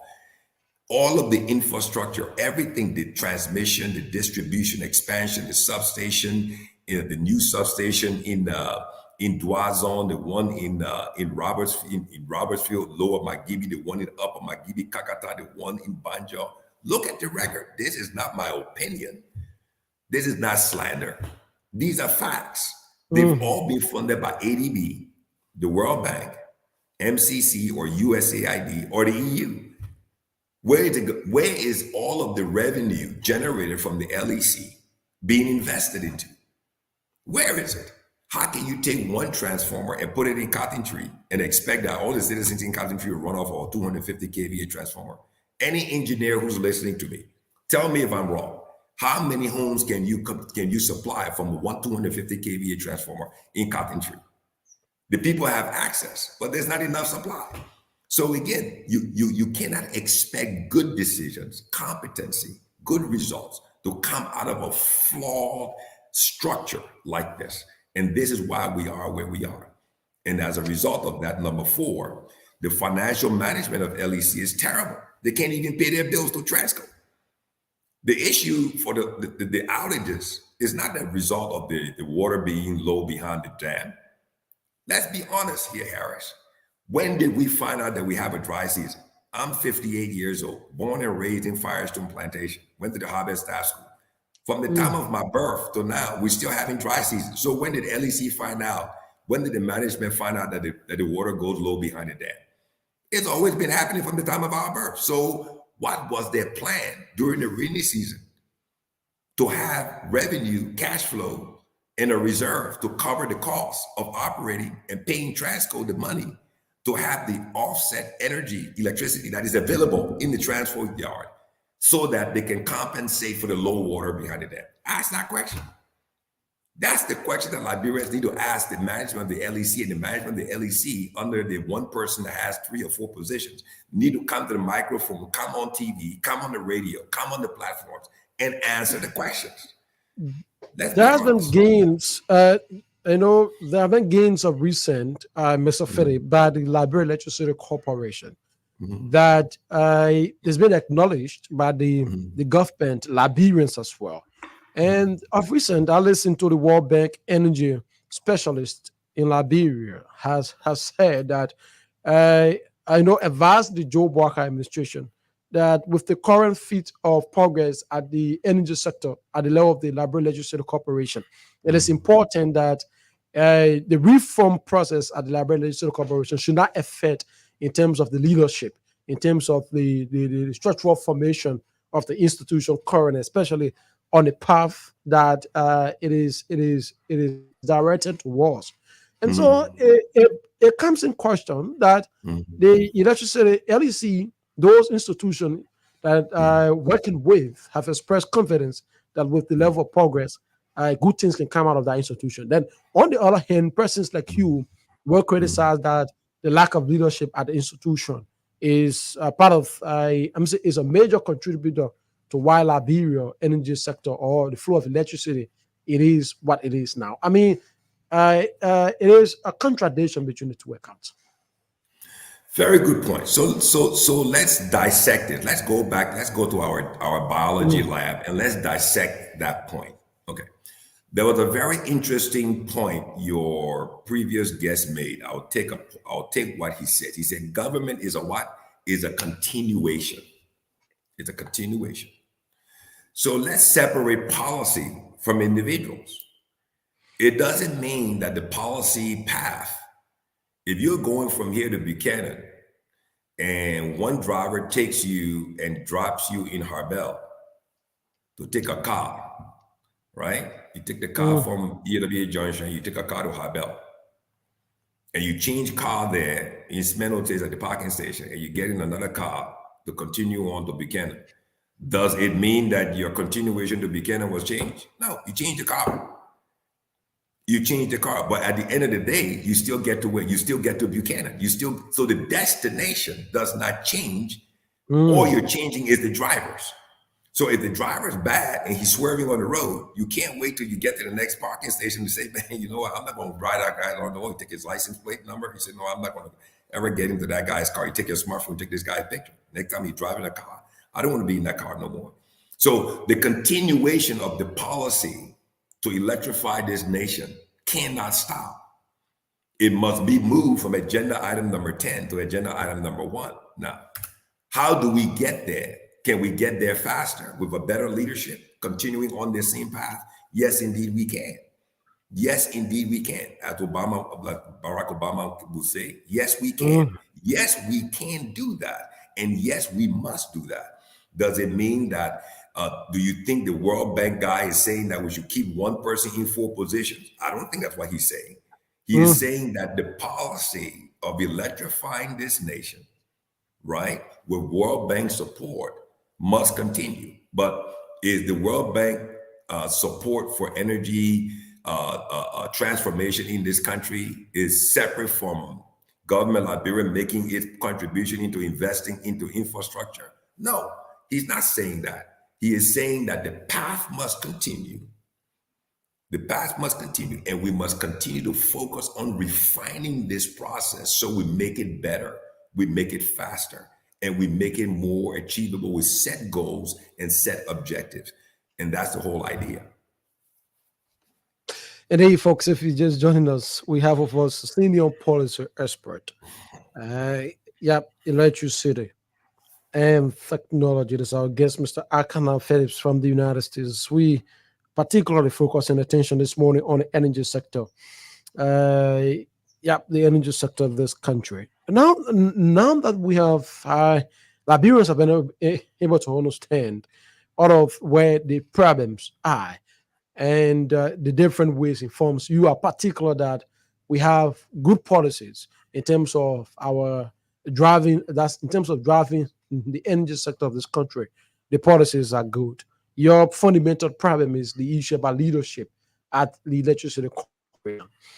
You have had a time to look through the cycle of Ambassador Boakai. I'm saying, the president-elect Joseph Yumon Boakai.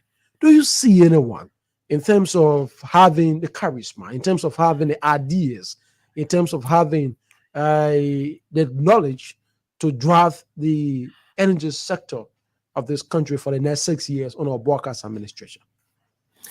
Well, again, I don't get involved into, I do not like to get involved into quote unquote naming people, politics, and all those things. I like to keep my, my discussions focused on the technical nature, because at the end of the day, right, at the end of the day, Harris, and to everyone who's listening, we've got to understand what's happening here.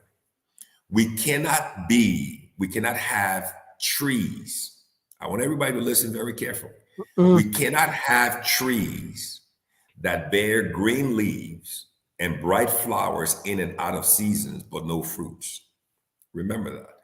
Because the last time I checked in the Bible, the last time Jesus Christ walked up to a tree with bright flowers and green leaves and there was no fruit, he cursed the tree. He cursed the tree. And what am I saying? What I'm saying is we cannot continue to have people who talk the talk and cannot walk the walk.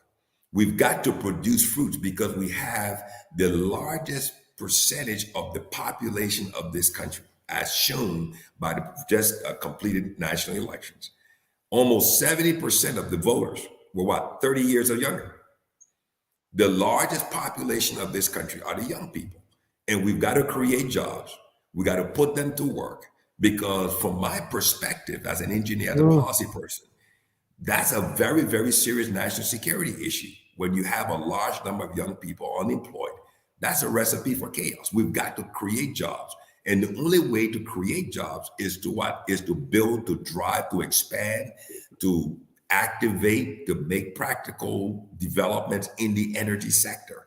And if we can't do that and tie into this existing energy source from Transco, well over 200 megawatts on the current one circuit that comes through, then I'm with the Mount Coffee Dam and the 3 cross-border grids. We've got to do something better. So it is up to the president-elect and his vice president and his team to put together a team that understands how important this is, and give them a set of objectives, give them a set of plans, set the mile markers, and set the key performance indexes, and to set his expectations that I need this country electrified. I don't want excuses. I don't want reasons. I want this thing done, because everything in my policy basket, in my project basket, let's look at from your account, and I love the way you smartly answered the question. It serves well now that at one point in time we have established on this conversation the first problem confronting the Liberia Electricity Corporation, and by extension the energy sector of the country, is the issue about having the right individuals to implement what is already written, to draft the agenda of the energy sector of this country that has been established. I'm concerned as well that another side of the conversation, Mr. Phillips, is that it is that Liberia altogether, the flow of energy, it is a new conversation that we have to breath, or that Liberia has sufficient electricity, but the problem has been the issue about distribution, or some would say supply. I mean, that's exactly the point we are now. It is that we have electricity in this country, but the supply arm is the problem, evidenced by the Transco SG and the different source of energy. Or we need a new approach, a whole different conversation to initiate, that the Joe Barker government will have to initiate, so as to provide a 24/7 electricity supply in this country. Okay, so again, let's take that one at a time. The fundamental issue here, starting from number one. Let's break number one into A and B.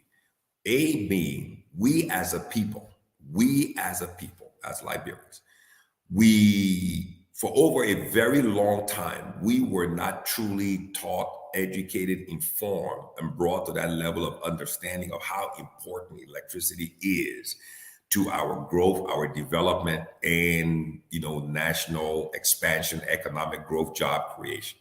That we did not understand that from the genesis. Okay. So we get number B, point B now is what? So the lack of understanding, knowledge, and enlightenment at that level moved where all of us to grow in growing in ages. And what happened? We all moved into positions with that lack of understanding, that lack of knowledge. So now here it is, you have people in positions who truly, I'm not saying anyone is bad, but we came into the position without the understanding of how important electricity is. So with all of the might, effort, energy, pushing hard, we're trying to put the cart before the horse. Mm-hmm. We're trying to build an economy, build a nation, attract foreign investment, create jobs, expand education. In the absence of that equation that we're writing, we're not even factoring electricity as a major part of that. And then let's go to number two. As a result of that, what do you think produces? What do you think that whole situation will produce? The lack of leadership. So now here it is. We have abundant electricity. Transco CLSG 1, 3 cross-border grid, Ganta, Zwedru, and Plebo. The World Bank, Africa Development Bank, and the EU funded the transmission line to connect Zwedru to Fishtown to Plebo. That's all completed now. World Bank funding, no government investment. Okay. And now here it is, there's no distribution. So how can you have a leadership that oversees 3 cross-border grids, Transco CLSG, and a national electric company, not understand how important it is to bring investments in to build the distribution? I'm from Firestone, as I always say. I was born and raised in Firestone. And my father was an agronomist. My mother worked for Pan American Airlines at Robertson International Airport.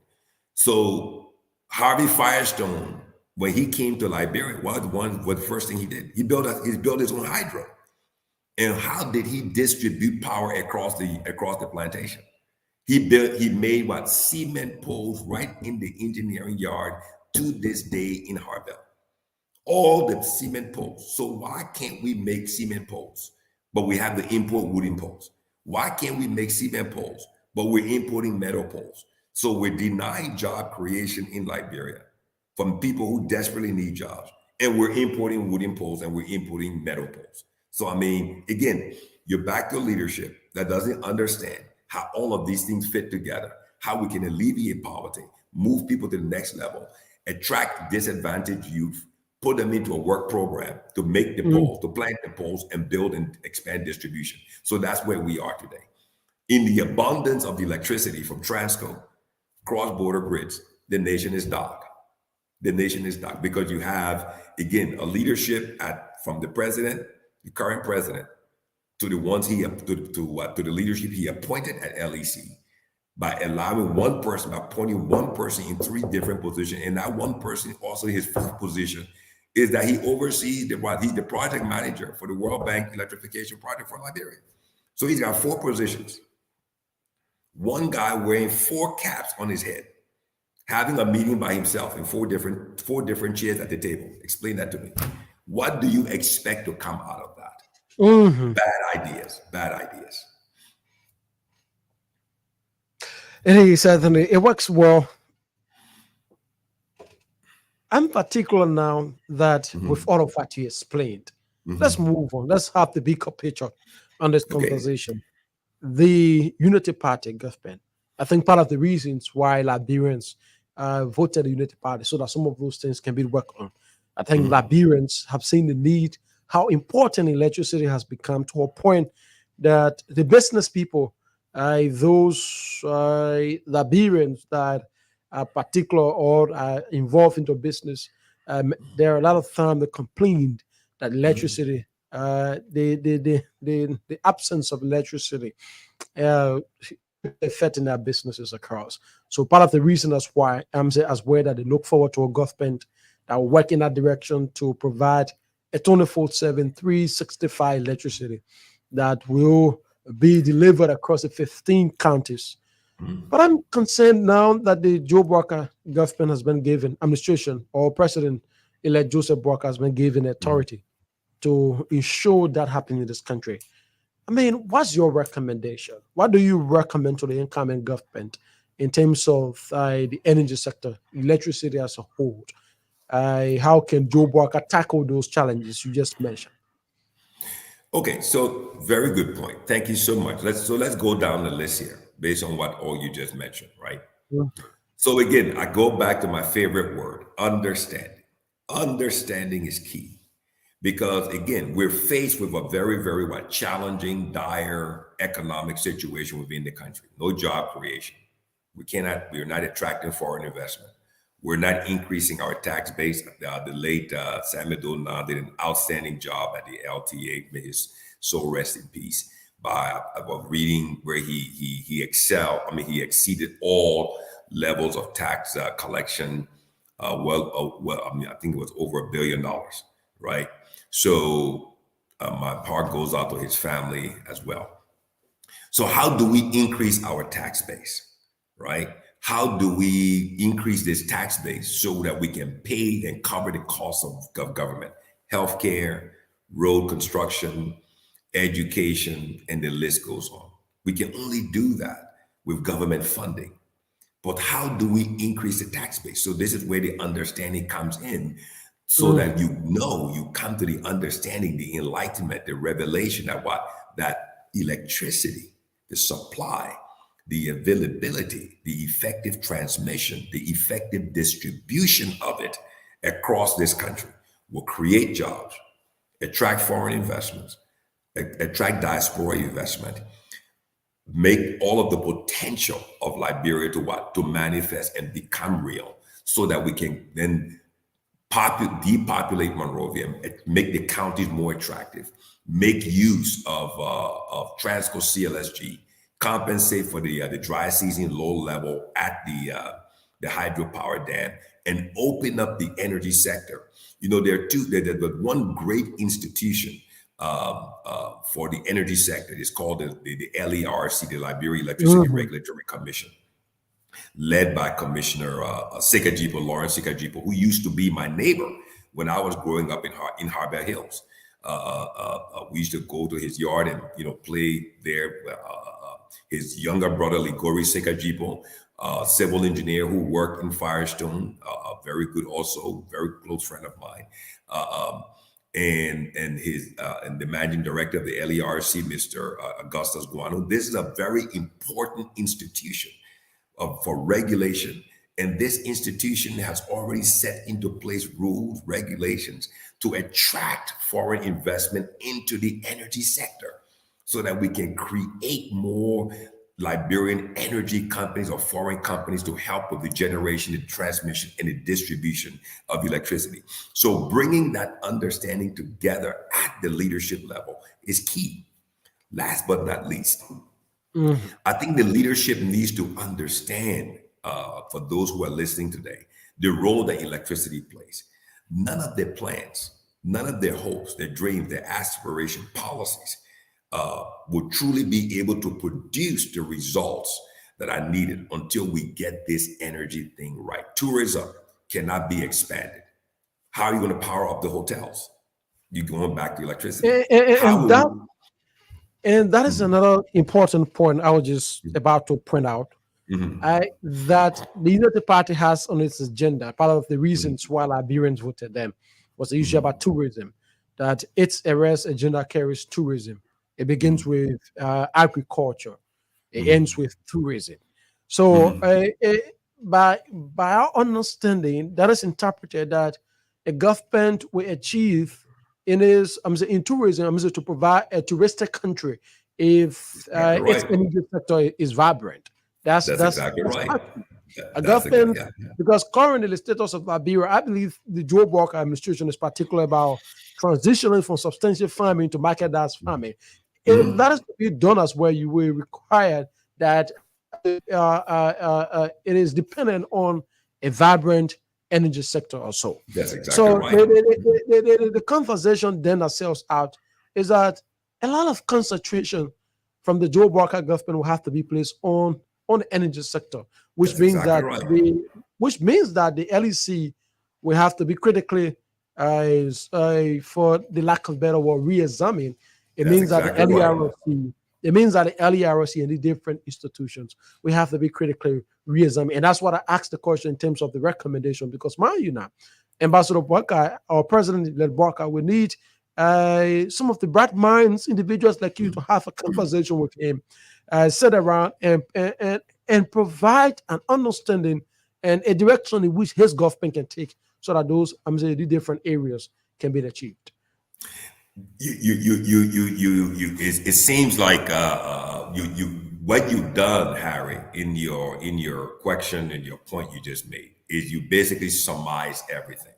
That's why, again, you've grown in understanding that everything else has to start from number two, healthcare number two. The president is very passionate about agriculture. It's not only the high mechanized farming and agriculture, but is what is the industrialization of Mm, agriculture. We have a country right now where if you and I, if I was to fly into Liberia tomorrow morning and we go to have lunch somewhere and we ask for a bottle of juice, you get the juice, they bring the solo juice to your table. Look on the side of the juice. It says it mm, comes from Egypt. It comes from Egypt. The guava juice, the orange juice, the whatever juice. It comes from Egypt. Last time I checked, Egypt is the desert. How can the guy in the desert export orange juice to the guy in the tropics? Something is fundamentally flawed. mm, Something is fundamentally flawed. We should be exporting orange juice packaged with what? With the power of electricity, right? To the guys in the desert. So something is kind of backwards. And that's why I'm saying, you just surmised it. Energy, electricity, the supply, the availability, the generation, the transmission, and the effective distribution is fundamental to everything else on that agenda. The industrialization of the agricultural sector is 100% dependent upon 24/7, 365 electricity. The healthcare sector, so that we can have better healthcare for all the advanced machines in different hospitals, is what? 100% dependent on energy. Tourism, look at Cape Town, beautiful city, got the best surfing in West Africa. You can build the hotels, but they're not going to be affordable because you're going to run it on generator. And the sad part is there's a Transco station sitting right there in Robertsport, but there's no distribution. So again, my focus, my drive, my passion for this country I love so much, and the young people who are listening, and all of the engineers across this country, is that we've got to push, we've got to drive, we've got to make enough noise so that the incoming leadership truly understands that their hopes, their dreams, their policies, their aspirations, and everything on their agenda can only succeed and prosper and produce the results until we get this electricity issue right. And the thing here is this: if you look at the cost of government, right, running this whole thing, mm, mm, we will only be able to fund this budget through an increased tax base, right? So you made mention of the issue of about the Liberian business community right now.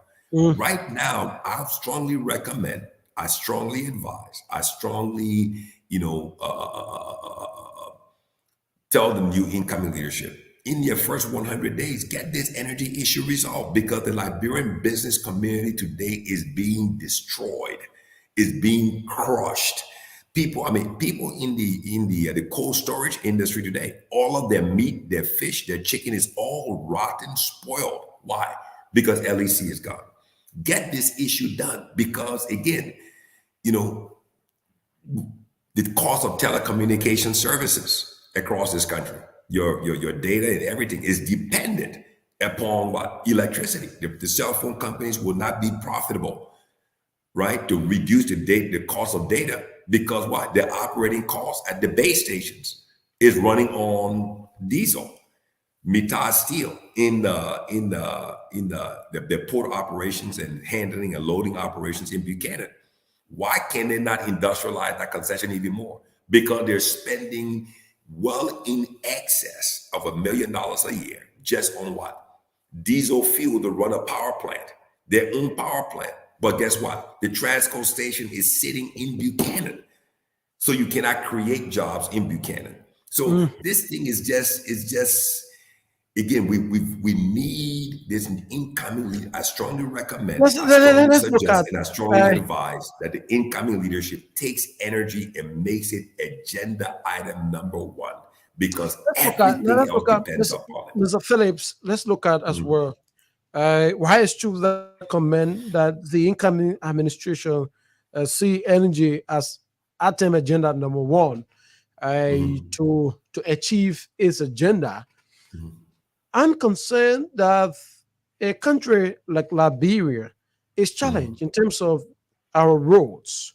Roads connectivity is a serious problem.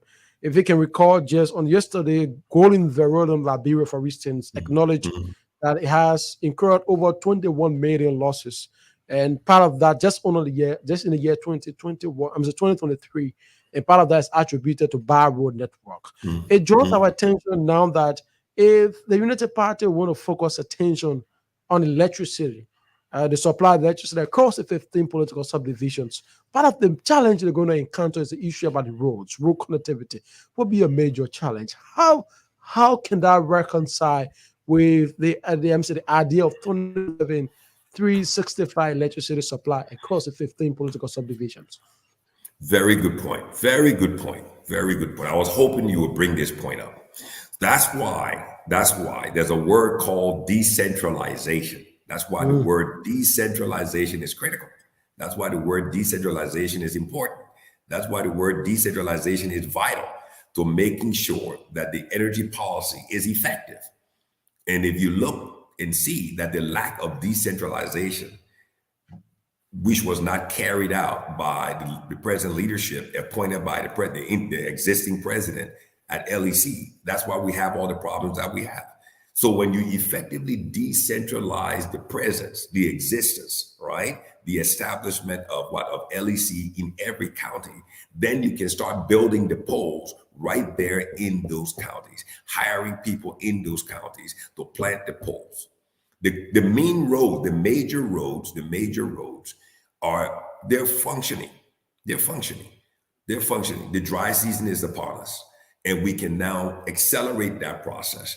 And we can then take advantage of the dry season to move the key pieces of hardware, transformers, conductors, and into those various areas. If we have to bring them through the Ivory Coast, we'll bring them through the Ivory Coast, establish whatever bilateral relationships and agreements we need to do there to transport those things into Ganta, into Swedru, and into Plebo. But again, the fundamental issue here is effectively decentralize your energy infrastructure that makes it attractive so that people within the counties can play a very, very active role in building this national electric grid at 35 kV or 66 kV to move the power from the Transco substations into those areas and then create the jobs at the local level.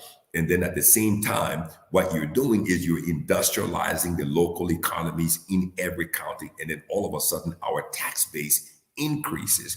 We create more jobs for engineers.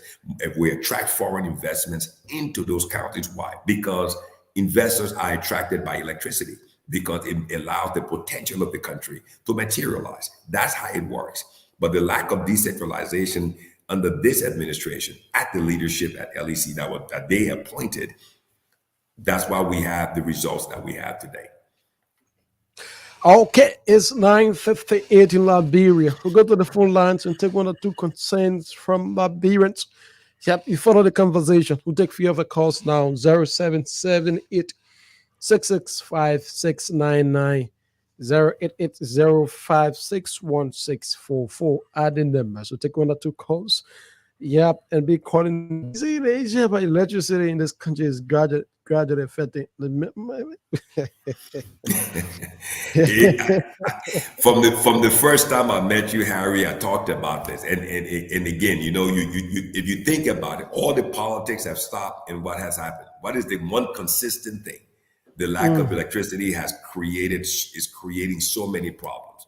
You know, I was on a show. I called into a show yesterday, and somebody, you know, a friend of mine, this guy I know, he called in and he said, you know, Mr. Phillips needs to understand a couple of things. He said, you know, the people, we have a high electricity rate in this country, and so be careful what you say. I mean, last time I checked, people should know the truth. Whether they're illiterate or they're illiterate, they must know the truth. They must know the truth, because the truth will set them free. And once we let the truth come out, then probably people will be able to adjust themselves. The second thing he said, Mr. Phillips needs to understand that one of the largest consumers of LEC electricity or LEC power is the government of Liberia. My response to you, Lionel, is that what do you expect when the government of Liberia that gives you money? Don't forget, that's not free money, that's taxpayers' money. That's taxpayers' money. They give you money to subsidize LEC. Why? Because dry season, you need the fuel to run the fuel plant. Because why? You failed at the leadership level to put money aside in the rainy season when you were more profitable, using the water from the St. Paul River to run the hydro. You should have compensated. You should have understood that the dry season was coming and you had to pay your bills with LEC. So if you get free subsidy from government funded by taxpayers money through the budget to pay for fuel, what do you think that is? That's prepayment of the government's light bill. That's how it works. They give you subsidy. In exchange, you give them electricity. So don't complain if they don't pay the bill. You're the management. You took the job. Your job is to effectively run the company. And, you know, let me just expand on another issue as well. There's this big issue of power theft. This very, very big issue of power theft all across. Exactly. Okay, so let's dissect. Let's open up this thing. Let's cut this thing apart. Power theft is, for us who are engineers, people who are listening, the engineering guys, all my electrical engineering people, electrical technician people out there who are listening. Power theft is a confirmation, right? It's a confirmation, as Liberians define power theft, where people are trying to tap onto the lines and not pay the bill. Power theft is an indication that there's a demand from the population or from the consuming public that they want this energy. Why? Because energy by its very nature empowers people. Electricity empowers people so that they can open up their own business, become empowered to make money in the economy, to pay their rent, send their kids to school, have a better life. But the problem is, the cause of the power theft is because the LEC has not been able to make the proper investments to expand the distribution. I saw the one guy who has 4 positions going over to cut the ribbon. That's Monica Tan, the CEO of LEC. I don't call names. Going to cut the ribbon to a transformer that's only 250 kVA. Are you kidding me? I mean, that should be done left for the engineers to do. So again, and then last but not least on power theft, why is it that so many Liberian consumers have paid their money to LEC for electricity, for their tokens, but LEC cannot provide electricity? So it shows that you support the practice of power theft. No, I didn't say that. No. I did not say that. I'm defining the cause of power theft. So if you do not effectively provide more distribution and more transformers to connect more customers, and you don't have the proper customer service, or you didn't effectively decentralize your operation to exist in all of the major load centers, then people demanding, needing that power to empower them and improve their way of life, they're going to figure out how to do it. So that's part of the leadership. That's part of their strategy, to understand that power theft is a result of what? The demand for electricity. So what do? You develop policies and programs, and you decentralize to present yourself, exist in those areas, so that you will be able to meet the demand of those customers. But people are paying their money for their meters and they're not getting the meters. Is that not power theft also? Is that not power theft? Okay, When that's LEC takes their money and doesn't the give them the conversation. electricity, that's also power theft. So it's on both sides as well. It's on both sides as well. That's my point. Okay, indeed, you have an understanding of this process. We have to take leave of you in this conversation. I've been reminded by management. We got 4 meetings.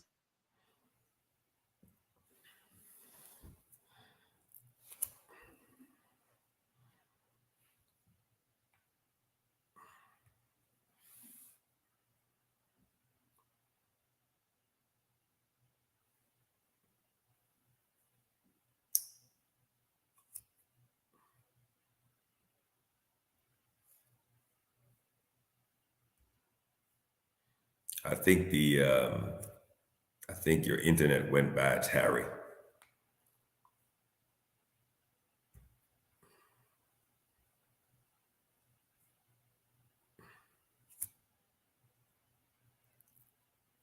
I'm going to wait around for a little bit to see what happens. I hope the power at the station didn't go off. I think the power did go off. But thank you, everybody. Have a nice day.